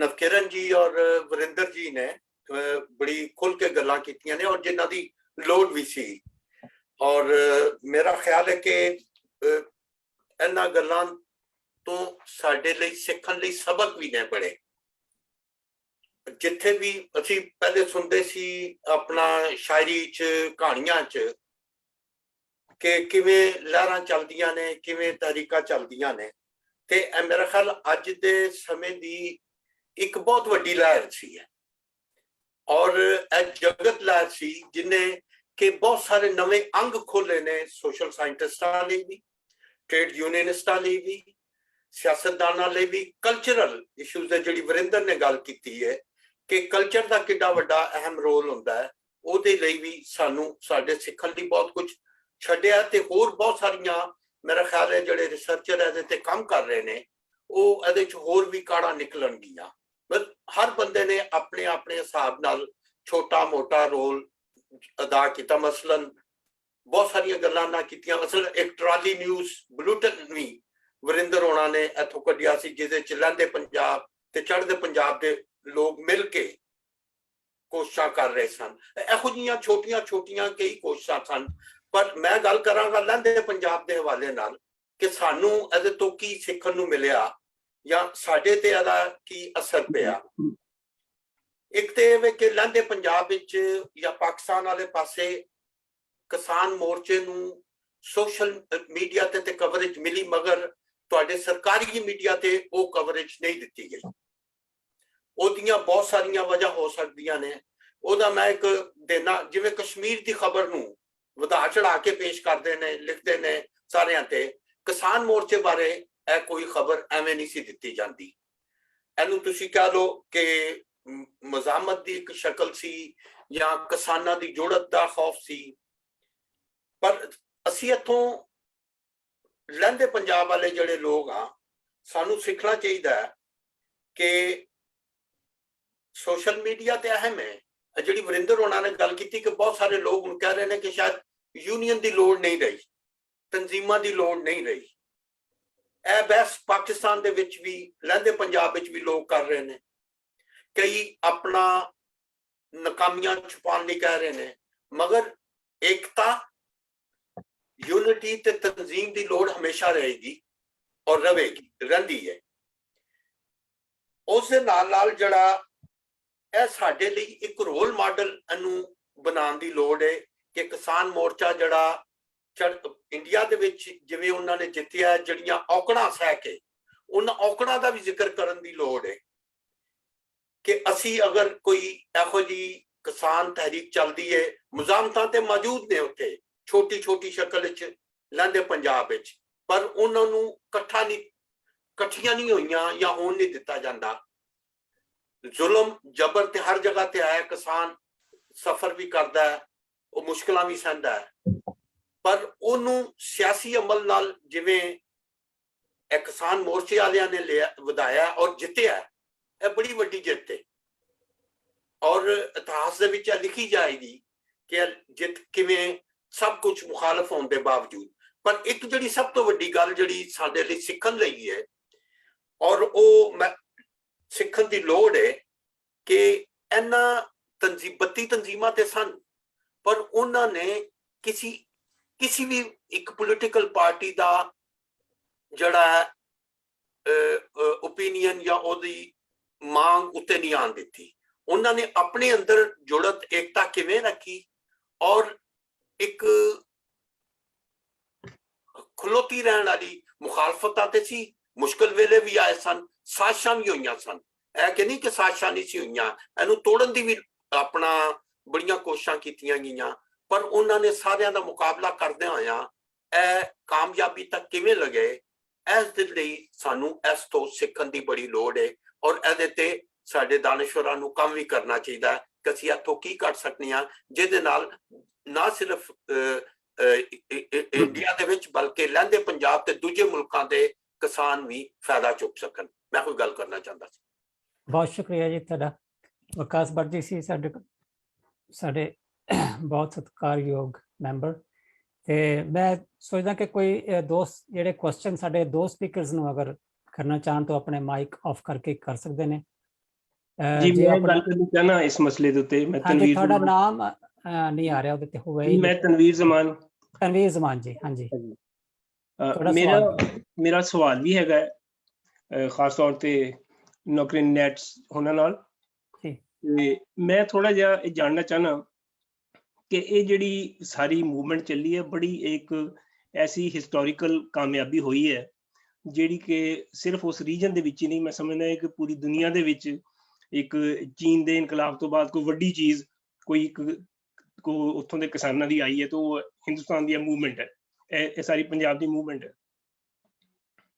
ਇਹਦੇ 'ਚ ਜਿਹੜੀ ਇਹਨਾਂ ਗੱਲ ਕੀਤੀ ਸੀ ਨੈਟ ਹੋਰਾਂ ਨੇ ਕਿ ਇਹਦੇ 'ਚ ਸਾਰੇ ਰਿਲੀਜਨ ਦੇ ਲੋਕ ਇਕੱਠੇ, ਹਿੰਦੂ ਵੀ ਤੇ ਮੁਸਲਿਮ ਵੀ ਤੇ ਸਿੱਖ ਵੀ ਸਾਰੇ ਇਕੱਠੇ ਹੋਏ। ਉਹਦੇ 'ਚ ਜਿਹੜੀ ਇੱਕ ਤਰੱਕੀ ਪਸੰਦ ਇੱਕ ਉਸ ਹਵਾਲੇ ਨਾਲ ਇੱਕ ਦੇਖਣ ਦੀ ਲੋੜ ਹੈ ਕਿ ਉਹਦੇ ਵਿੱਚ ਜਿਹੜੀ ਮੂਵਮੈਂਟ ਜਿਹੜੀ ਮੈਂ ਜਾਣਨਾ ਚਾਹਾਂਗਾ ਚੀਜ਼ ਕਿ ਆਇਆ ਉਹਦੇ ਵਿੱਚ ਇਹ ਜਿਹੜੀ ਰਿਲੀਜੀਅਸ ਇੱਕ ਆਪਣੀ ਪਛਾਣ ਹੈ ਉਹ ਕਿੱਥੇ ਤੱਕ ਅੱਗੇ ਕੰਸੋਲੀਡੇਟ ਹੋਈ ਹੈ, ਜਾਂ ਅੱਗੇ ਲੋਕ ਜਿਹੜੇ ਨੇ ਉਹ ਇੱਕ ਹਿਊਮੈਨਿਟੇਰੀਅਨ ਔਰ ਇੱਕ ਸਾਰਾ ਇੱਕ ਉਸ ਇਸ਼ੂਜ਼ ਦੇ ਉੱਤੇ ਇਕੱਠੇ ਹੋ ਕੇ ਉਹਨਾਂ ਨੇ ਅੱਗੇ ਆਪਣੇ ਜਿਹੜੇ ਉਹਨਾਂ ਦੇ ਫੇਥ ਹੈਗੇ ਆ ਉਹਨਾਂ ਨੂੰ ਇੱਕ ਪਾਸੇ ਰੱਖ ਕੇ ਤੇ ਇਸ ਮੂਵਮੈਂਟ ਦੇ ਜਿਹੜੇ ਸਲੋਗਨ ਨੇ ਉਹਨਾਂ ਨੂੰ ਅੱਗੇ ਇੱਕ ਰਿਆਸਤ ਵਾਸਤੇ ਔਰ ਇੱਕ ਪੂਰੀ ਇੱਕ ਮੂਵਮੈਂਟ ਵਾਸਤੇ ਇੱਕ ਲੈਸਨ ਬਣਾ ਕੇ ਇਹਨੂੰ ਅੱਗੇ ਵਧਾਇਆ। ਇਹ ਇੱਕ ਮੇਰਾ ਇੱਕ ਇਹਦੇ ਤੇ ਨਵਕਿਰਨ ਜੀ।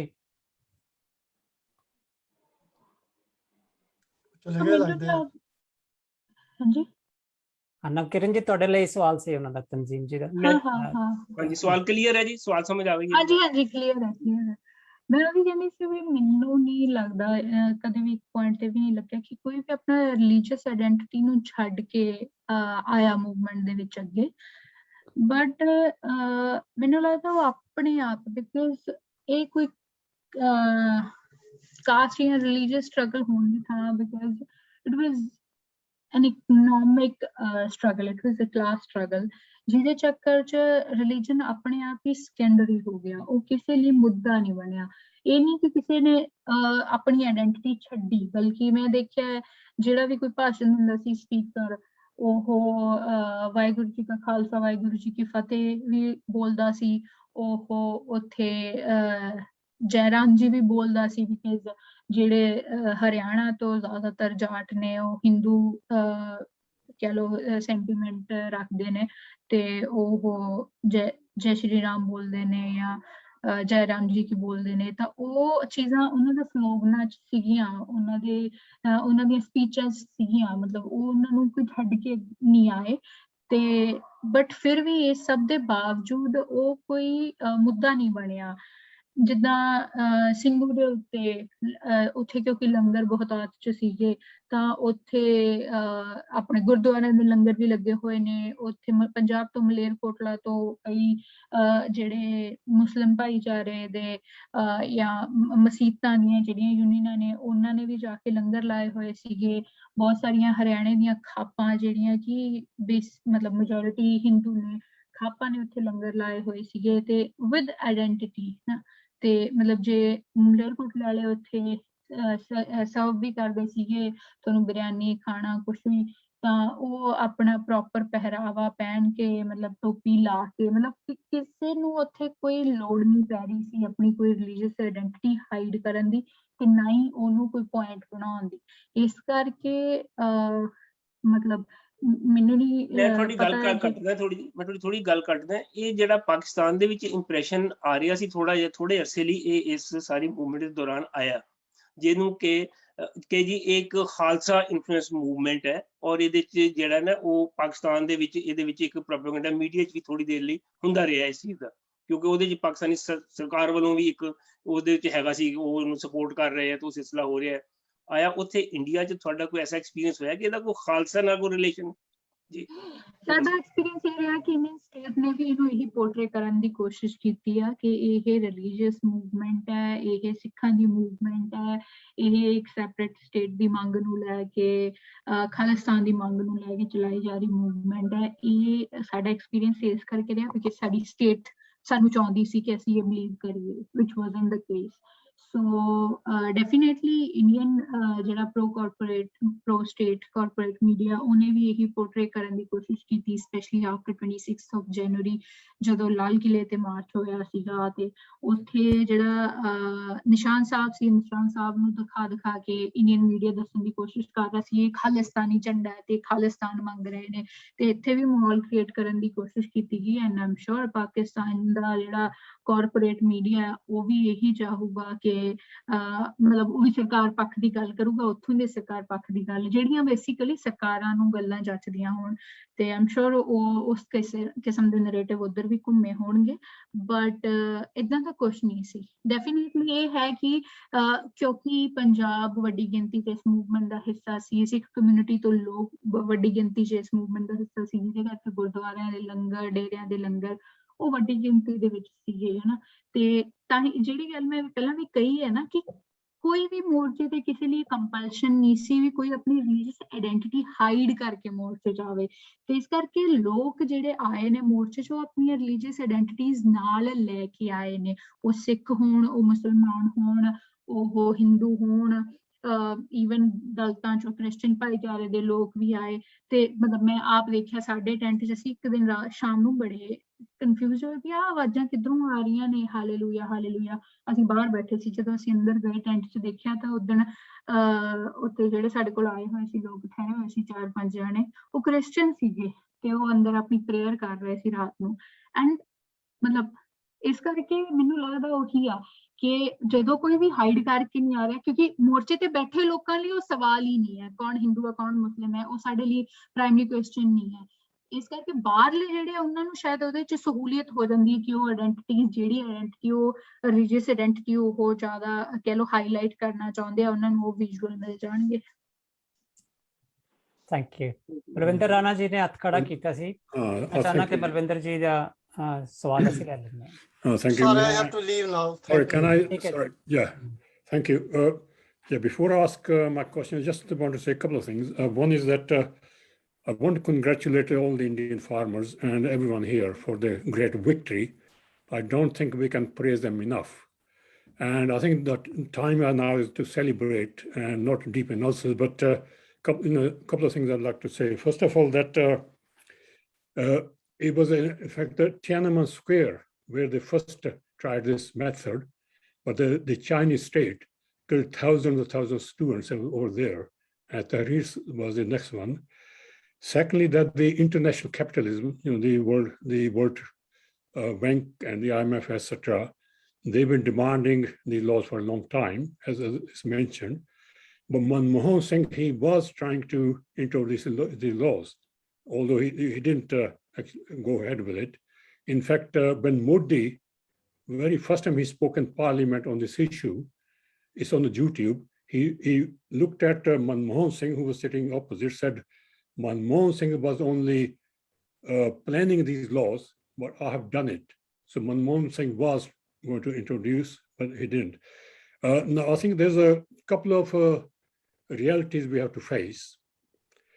First reality is that 84% of the Indian farmers, own less than 5 acres of land. Reality is, second is that more than 50% of the Indian population is involved in farming. but it produced only 15% of the GDP. Now, international capitalism is demanding their money back because they have sent a lot of money to India. India has borrowed a lot of money. So they are not going to stop this because they're going to keep demanding. The second reality we have to face that the Indian trade union movement did not come out in support of the farmers completely. I know they had a one-day general strike. 250 million workers went on strike, one-day strike. That was a fantastic, brilliant, biggest strike anywhere in the world. But that was a token strike. After that, they failed to support the farmers because farmers were demanding support from the workers. The slogan was, Kisan ek Mazdoor ek Tajender. But I think we have to analyze, we have to understand why. Because the trade union movement, they got more involved in fighting elections in Bengal and other places rather than calling of strikes and maybe calling for indefinite strike. I know the bank workers and the insurance workers had a 2-3 weeks strike, but apart from that, the Indian trade union movement failed. But Indian workers, the 4 labor codes against Indian workers, they are even more dangerous than perhaps the laws against the farmers, like raising the working day from 8 hours to 12 hours, working week from 62 hours, 48 hours, 62 hours, and also other laws. People know they're rolling back the health and safety standards, which are already very minimum, and making much more easier to hire the workers. All those are affecting the Indian workers, but they fail to unite mainly because the role of the various communist parties in India, because they control the trade union movement, they have failed to unite the workers. But this problem is not going to go away. International capital is not going to stop demanding. Something will have to come because, and the same laws will be applied against the workers as well. And because that's, again, the demand from international capitalism, because there's a global capitalism and there's competition with China, etc. So my question is to speakers that what do they think? What is the future? My personal opinion is that the workers and the farmers have to come together because this is not the end. This is just a beginning. It's beginning of struggle. And the 2 of the most positive things for me have come out from this are that the Punjabi farmers, mainly Sikh farmers, they united everyone across the religions. They went to Delhi, they united Hindus, Muslims, everyone else. That's one of the most positive things. Second most positive thing is the women came forward. That is one of the most positive. The women came forward, they took their part, and they were at the forefront. But it's not the end, it's a beginning. And how they're going to win this struggle. In my opinion, only the way they can win if they kind of fight to change the system, not just get rid of the BJP, not just get rid of the Congress.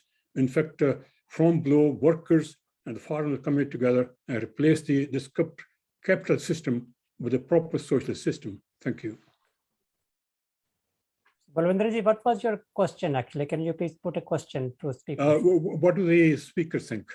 How in the future, what I think is the beginning of struggle, how do they think they can stop the international capitalism demanding these laws in the future? Virinderji, would you respond to the question? I think Morcha has been a revival of the left in Punjab. Left in Punjab before this was really not in good shape. So I don't think that it's.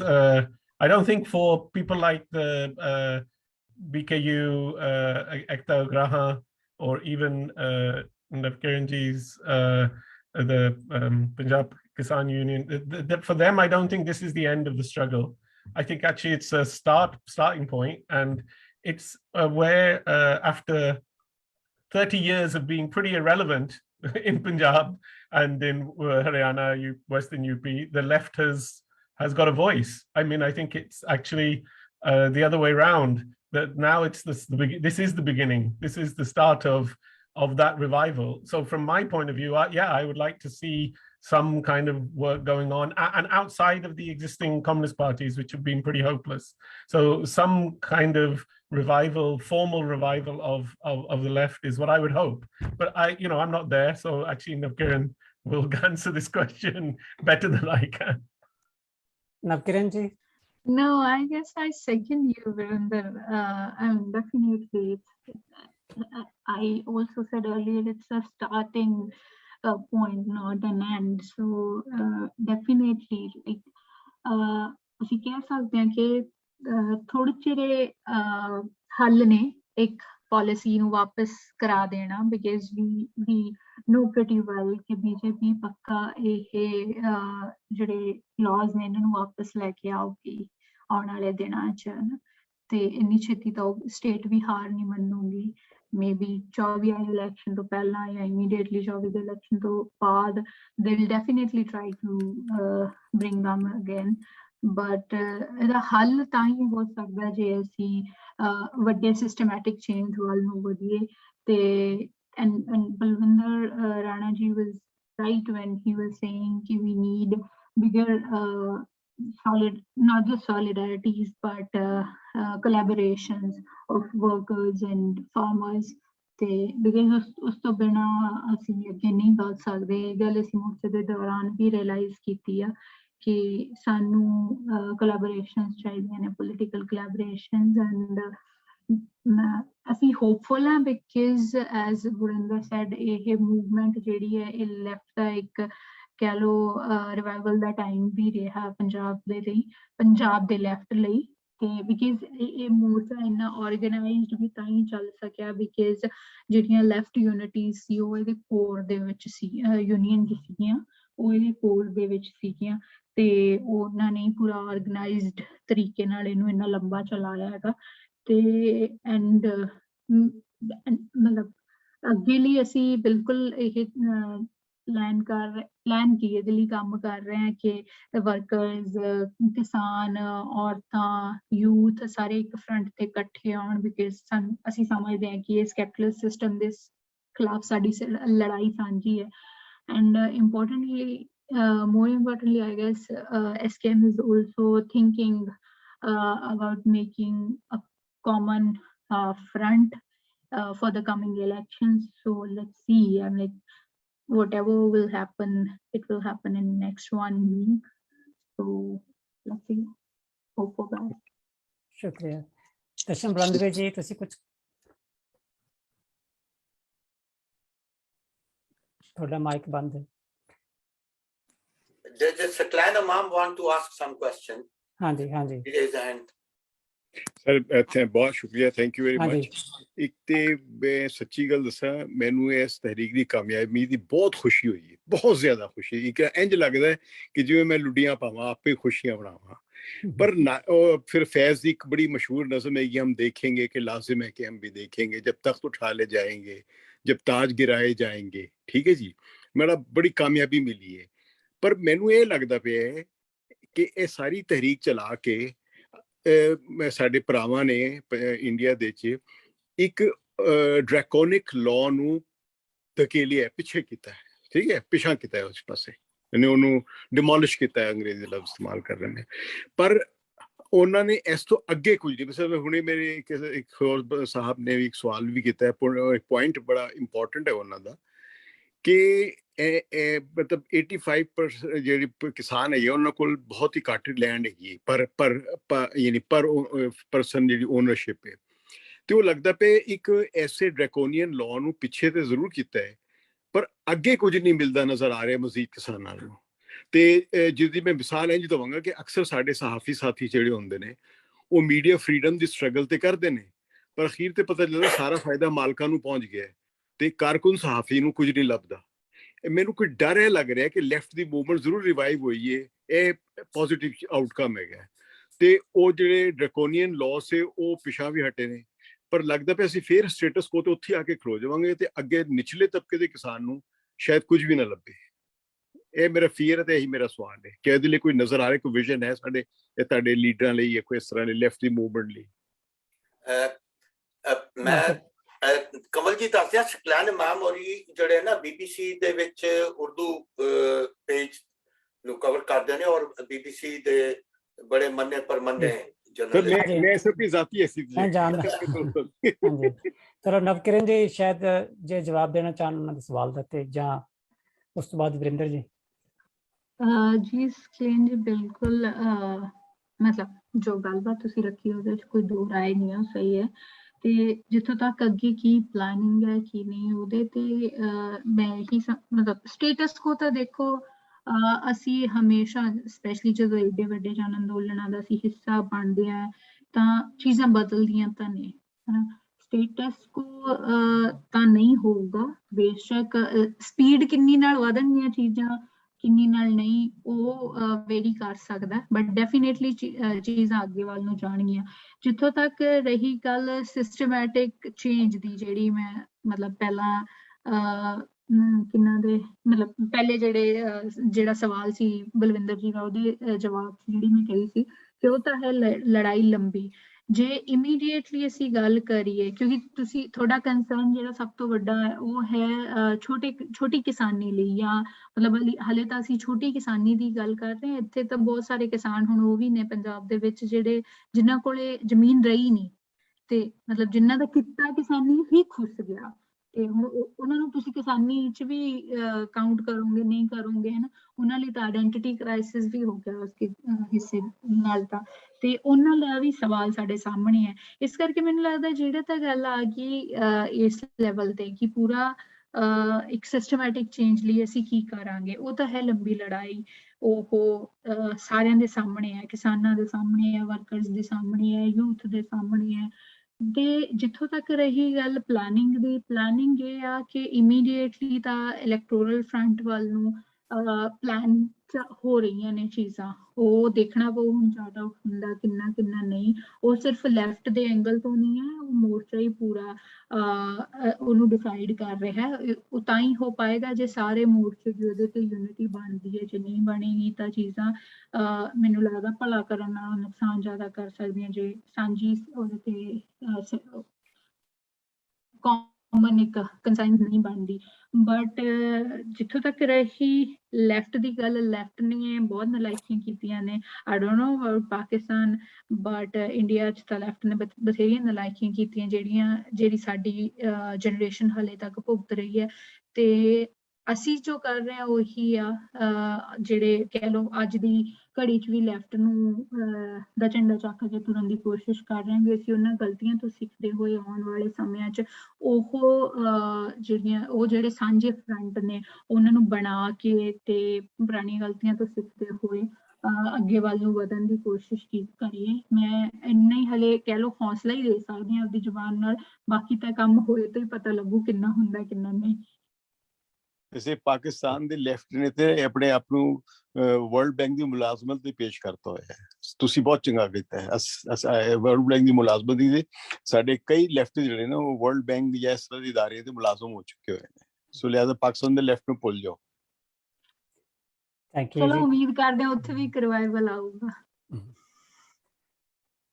ਕੋਈ ਹੋਰ ਦੋਸਤ ਆਪਣਾ ਸਵਾਲ ਜੇ ਜਾਂ ਤੇ ਹੱਥ ਖੜਾ ਕਰ ਸਕਦੇ ਨੇ ਜਾਂ ਆਪਣਾ ਮਾਈਕ ਆਫ ਕਰਕੇ ਪਲੀਜ਼ ਸਾਡੇ ਸਪੀਕਰਸ ਲਈ ਕੋਈ ਕੁਐਸਚਨ ਹੋਣ ਨਹੀਂ ਤਾਂ ਫਿਰ ਅਸੀਂ ਕਨਕਲੂਡ ਕਰਾਂਗੇ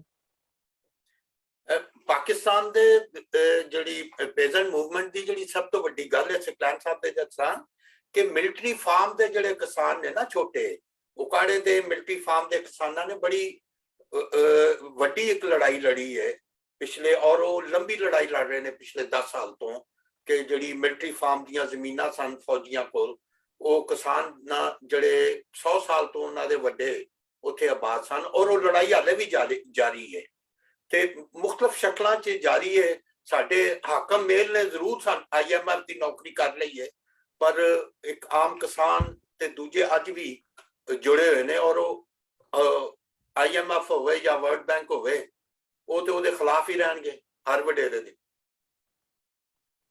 ਜੀ Kanwal ji, I just want to say Muktsar ਜੀ ਗੱਲ ਕਰਾਂਗੇ ਮੈਂ ਭਰਾ ਦੀ ਬਹੁਤ ਇੱਜ਼ਤ ਕਰਨਾ ਇਹਨਾਂ ਦੀ ਬਹੁਤ ਰਿਸਪੈਕਟ ਹੈ ਲੇਕਿਨ ਮਾਜ਼ਰਤ ਜੀ ਮੈਂ ਕਰਜ਼ ਕਰ ਲਾਂ ਕਿ ਪਾਕਿਸਤਾਨ ਦੀ ਬਹੁਤ ਵੱਡੀ ਜਿਹੜਾ ਪ੍ਰੋਬਲਮ ਜਿਹੜਾ ਹੈਗਾ ਨਾ ਉਹ ਇਹੀ ਹੈ ਕਿ ਪਾਕਿਸਤਾਨ ਜੀ ਇਸ ਲਈ ਕੋਈ ਸਟਰਗਲ ਨਹੀਂ ਹੈ ਜਿਹੜੀ ਮੇਰੇ ਭਰਾ ਨੇ ਕਿ ਮਿਲਟਰੀ ਫਾਰਮ ਦੀ ਇਹ ਕਿਸਾਨਾਂ ਦੀ ਮੂਵਮੈਂਟ ਤੋਂ ਜ਼ਿਆਦਾ ਸਿਵਲ ਵਰਸਸ ਮਿਲਟਰੀ ਕੌਨਫਲਿਕਟ ਹੈਗਾ ਜਿਹਦਾ ਦੂਜਾ ਲੈਵਲ ਹੈਗਾ ਜਿੱਥੋਂ ਤੱਕ ਹੈਗਾ ਨਾ ਕਿਸਾਨ ਵਰਸਸ ਰੈਸਟ ਔਰ ਹੁਕਮਰਾਨ ਉਹਦੇ 'ਚ ਇਸ military form versus civil government ਦੇ ਜਿਹੜੇ ਜਾਂ ਕਿਸਾਨਾਂ ਦੀ ਜਿਹੜੀ ਲੜਾਈ ਹੈ ਇਹਦਾ ਕੋਈ ਖਾਸ ਕੰਟਰੀਬਿਊਸ਼ਨ ਨਹੀਂ ਹੈ ਪਾਕਿਸਤਾਨ ਦੀ ਹਾਲਤ ਹੈ ਇਹ ਇਸ ਵੇਲੇ ਕਿ ਇੱਥੇ ਪਾਕਿਸਤਾਨ ਦੇ ਵਿੱਚ ਸਿਰਫ 2 ਵੱਡੀ ਲੈਂਡ ਰਿਫਾਰਮਸ ਹੋਏ ਨੇ ਪੂਰੀ ਤਾਰੀਖ ਦੇ ਵਿੱਚ ਇੱਕ ਅਯੂਬ ਖਾਨ ਦੇ ਜ਼ਮਾਨੇ 'ਚ ਦੂਸਰੇ ਜ਼ੁਲਫਕਾਰ ਅਲੀ ਭੁੱਟੋ ਦੇ ਜ਼ਮਾਨੇ 'ਚ ਤੇ ਦੋਵਾਂ ਤੱਕ ਜਿਹੜੀ ਹੈ ਨਾ ਲੈਂਡ ਰਿਫਾਰਮਸ ਯਾਨੀ ਕਿ ਜਿਨ੍ਹਾਂ ਨੇ ਲੈਂਡ ਓਨਰਸ਼ਿਪ ਦੀ ਸੀਲਿੰਗ ਰੱਖੀ ਸੀ ਮੈਂ ਇਸ ਲਿਹਾਜ਼ ਨਾਲ ਲੈਂਡ ਰਿਫਾਰਮਸ ਕਹਿ ਰਿਹਾ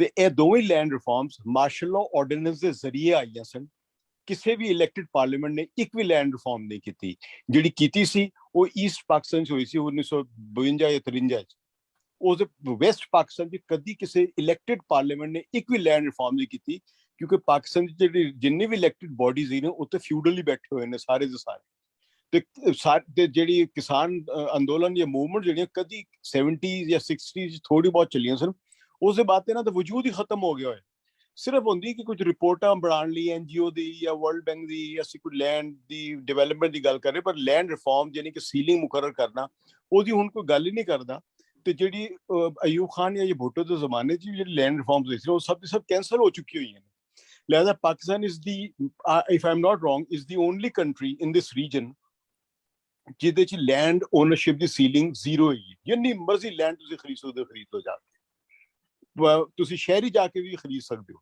ਪਹਿਲਾਂ ਤਾਂ ਜਾਗੀਰਦਾਰ ਖਾਨਦਾਨੀ ਚਲਾ ਰਹੇ ਹੁਣ ਤੇ ਇੱਥੇ ਜਾਗੀਰਦਾਰ ਪੈਦਾ ਹੋ ਗਏ ਨੇ ਪਾਕਿਸਤਾਨ ਦੇ ਵਿੱਚ ਜਿਨ੍ਹਾਂ ਦੇ ਪੁਰਖਿਆਂ ਨੇ ਕਦੀ ਵੀ ਵਾਈ ਬੀਜੀ ਨਹੀਂ ਕੀਤੀ ਸੀ ਪਰ ਉਹਨਾਂ ਨੇ ਸਾਊਦੀ ਅਰਬ ਤੋਂ ਪੈਸਾ ਕਮਾ ਕੇ ਲਿਆਏ ਜਾਂ ਅਮਰੀਕਾ ਤੋਂ ਪੈਸਾ ਕਮਾ ਕੇ ਲਿਆਏ ਜਾਂ ਦੁਬਈ ਤੋਂ ਪੈਸਾ ਕਮਾ ਕੇ ਲਿਆਏ ਜਾਂ ਕਿਸੇ ਫੌਜੀ ਨੂੰ ਰਿਟਾਇਰਮੈਂਟ ਦੇ ਉੱਤੇ ਕੁਝ 10-20 ਮੁਰੱਬੇ ਮਿਲ ਗਈ ਉਹਦੇ ਕੋਲ ਹੋਰ ਵੀ ਪੈਸੇ ਸਨ ਤਾਂ ਉਹਨੇ 10-20 ਹੋਰ ਖਰੀਦ ਲਏ 50 ਮੁਰੱਬੇ ਕਰ ਲਏ ਜਾਂ 100 ਮੁਰੱਬੇ ਕਰ ਲਏ ਤਾਂ ਇੱਕ ਨਵਾਂ ਇੱਕ ਲੈਂਡ ਇੱਕ ਜਾਗੀਰਦਾਰ ਪੈਦਾ ਹੋਇਆ ਜਿਹੜਾ ਰਿਵਾਇਤੀ ਤੌਰ ਤੇ ਜਾਗੀਰਦਾਰ ਨਹੀਂ ਸੀ so there is completely a disastrous situation for the rights of peasants in Pakistan ਅੱਛਾ ਵਰਿੰਦਰ ਜੀ ਤੁਸੀਂ ਮੇਰੇ ਖਿਆਲ ਪਲਾਨ ਜੀ ਨੇ ਆਪਣੀ ਗੱਲ ਫਿਨਿਸ਼ ਕਰ ਲਈ ਹਾਂ ਟਾਈਮ ਦੇਖ ਰਿਹਾ ਮੈਂ ਜਸਟ ਕਹਿਣਾ ਸੀ ਕਿ ਫਿਊਚਰ ਦੀ ਗੱਲਾਂ ਬਹੁਤ ਹੋ ਰਹੀਆਂ ਨੇ ਹਾਂਜੀ ਹਾਂਜੀ ਐਂਡ ਐਕਚੁਅਲੀ the ਮੋਰਚਾ ਜਿਹੜਾ ਫਤਿਹ ਹੈਗਾ the victory came as a big surprise.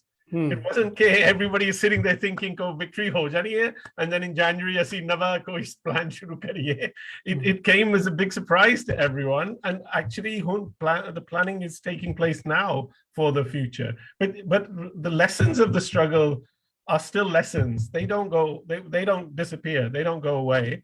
And so in the 80s the lessons of struggles in Pakistan that created people like Saklan or Vikas. It's those struggles which create the future, that actually stay with people. So I think this morcha is going to stay with everyone who's involved. That doesn't mean that they may stay active politically in that way, but certainly it's created a whole new generation of people who are political, and it's a revitalization for the left. What the left do with this, that's who knows, right? We don't know. There's no roadmap. There's no plan. But it something is not lost. A struggle, even if as Bhagat Singh said, "Koi jit puri jit nahi, koi haar puri haar nahi."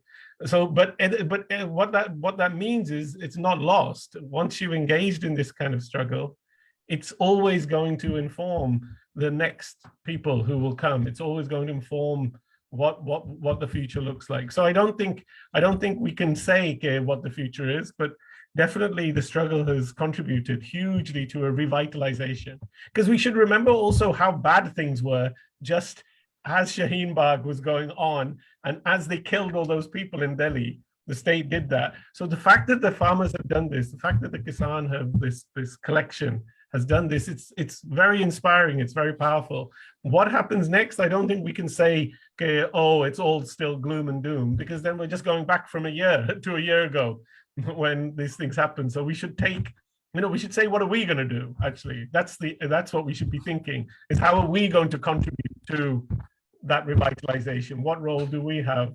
But maybe not for today, but that I think that we should be positive about our role that we should play in that, what we want to see, and not think that it's all going to be like just the same as before.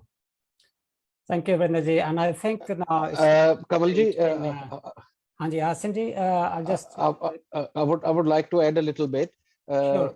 ਸਾਡੇ ਅੱਜ ਜਿਹੜੇ distinguish speakers ਨੇ ਉਹਨਾਂ ਦੇ ਨਾਲ ਸਾਡੇ ਨਾਲ ਅੱਜ ਜੁੜੇ ਨੇ ਨਾਸਿਰ ਮਨਸੂਰ ਪਾਕਿਸਤਾਨ ਕਰਾਚੀ ਚ ਬੇਸ ਨੇ ਤੇ ਪਾਕਿਸਤਾਨ ਦੀ ਜਿਹੜੀ ਇੱਕ one of the biggest trade union ਹੈ ਨੈਸ਼ਨਲ ਟ੍ਰੇਡ ਯੂਨੀਅਨ ਫੈਡਰੇਸ਼ਨ ਉਹਦੇ ਸੈਕਟਰੀ ਨੇ ਮੈਂ ਚਾਹਾਂਗਾ ਕਿ ਥੋੜੀ ਨਾਸਿਰ ਜੀ ਅਗਰ ਤੁਸੀਂ ਸੁਣ ਰਹੇ ਹੋ if you're listening to us could you please I think you have typed a couple of messages I don't know if Kanwal have seen those or not but if you like to ਮੈਂ actually Assam ਜੀ ਉੱਤੇ message ਤੇ ਉਹ ਦੇ ਲੈਣਗੇ ਮੈਂ ਸਿਰਫ ਸੋਚ ਰਿਹਾ ਸੀਗਾ ਕਿ ਇੰਡੀਆ ਔਰ ਪਾਕਿਸਤਾਨ ਚ ਵੀ ਕਾਫੀ ਟਾਈਮ ਉੱਥੇ ਹੋ ਰਿਹਾ ਅਗਰ ਲੇਟ ਤਾਂ ਨਵਕਿਰਨ ਜੀ ਮੈਨੂੰ ਲੱਗਦਾ ਕਾਫੀ ਥੱਕੇ ਹੋਏ ਨੇ ਇਸ ਕਰਕੇ ਕੁਇਕ ਚਾਹੁੰਦਾ ਸੀ ਕਿ ਉਹ ਕੁਐਸਚਨ ਆਪਣਾ ਕਰਨ ਜਿਹੜੇ भी दोस्त करना थैंक यू मैं मेरा सवाल तो नहीं है कुछ लेकिन ये कि मैं ये समझ रहा हूँ कि यहाँ जो मूवमेंट थी उसका यहाँ पे बहुत एक पॉजिटिव इम्पैक्ट आया है इसलिए कि मोदी जो कुछ कर रहा है ऐसा कुछ ही इमरान खान यहाँ पे कर रहा है बिल्कुल ऐसा ही लेकिन इसमें एक और बात यह है कि मोदी के पीछे शायद उस तरह मिलिट्री नहीं है जिस तरीके से पाकिस्तान में इमरान खान के पीछे फौज बैठी हुई है तो इस कॉन्टेक्स्ट के अंदर देखा जाए तो यहाँ उकाड़े की जो मूवमेंट है वो खालिस्तान क्लास मूवमेंट थी और वो मिलिट्री उस पर कब्जा करना चाहती थी और तमाम बोर्जुआ पार्टीज जो थी वो पीजेंट्स के साथ नहीं थी तो उसमें उन्होंने कामयाबी हासिल की और उस कामयाबी में औरतें उस सारी पीजेंट मूवमेंट में बहुत आगे थी तो मैं ये समझता हूँ कि वो हमें अपनी सक्सेस जो है चाहे थोड़ी है या ज्यादा है उनको सेलिब्रेट करना चाहिए और मैं ये समझता हूँ कि वहां पर मोर देन 1 मिलियन पीजेंट्स ने अपनी 70,000 एकड़ जमीन जो है वो उसको वापिस लिया है और अभी तक उसके ऊपर वो कायम है तो ये एक बहुत पॉजिटिव उसकी बात है उसको मैं समझता हूँ कि अप्रिशिएट करना चाहिए इट वाज अ मूवमेंट और ये इंडिजिनस मूवमेंट थी उसने विन किया है और हम उसी तनाजुर में ये देख रहे हैं कि इंडिया में जैसे आपने यहाँ हमारी कॉमरेड साथी ने बताया कि वहां पे जो मूवमेंट थी लोग अपनी आइडेंटिटी के साथ आए हैं और अपनी आइडेंटिटी उन्होंने छुपाई नहीं एक कॉज के लिए खड़े हुए जिससे ये बात हुई कि अगर लोग अपनी आइडेंटिटी के साथ एक इशू पे निकल के आते हैं तो वो बड़ी से बड़ी कुव्वत को भी शिकस्त दे सकते हैं पाकिस्तान में इसको बहुत हमारे जो लेफ्ट का प्रोग्रेसिव ट्रेड यूनियन जितनी भी है जैसे भी है बहुत छोटी सी है लेकिन उसने उससे बहुत हिम्मत ली है तो मैं कुछ सवाल नहीं है लेकिन मेरा बस ये एक कमेंट्स था जो मैं देना चाहता था so we are very much inspired from that movement and हमने उससे सबक सीखा कि अगर ये इतने लोग खड़े हो सकते हैं और पूरा साल खड़े होके लड़ाई लड़ सकते हैं तो पाकिस्तान में भी एक वक्त ऐसा जरूर आ सकता है कि जिसमें हम ये काम कर सकते हैं थैंक यू जरूर बहुत शुक्रिया नासिर जी एनी अदर फ्रेंड्स प्लीज दर्शन बुलंद जी तुसी कोई क्वेश्चन करना सी ਤੁਹਾਡਾ ਮਾਈਕ ਬੰਦ ਹੈ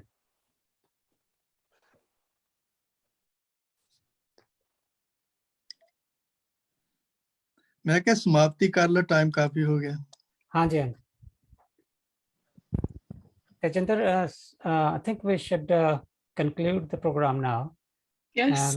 मैं अपने वालों और अपनी co-host तजिंदर सगू मखलू भी थोड़ा 2 लफ्ज बोल लेंगे और जिन्ने भी सारे दोस्त इत्थे यूके विचों इंडिया च पाकिस्तान च और खास तौर ते साडे 2 स्पीकर जिहड़े एक इंडिया चों ते एक यूके विचों साडे नाल इस गलबात लई सहमत होए सी उन्हां दा बहुत बहुत शुक्रिया मैं अदा करदा और अज सारा समा उत्थे रहे और मेरा ख्याल है कि बहुत ही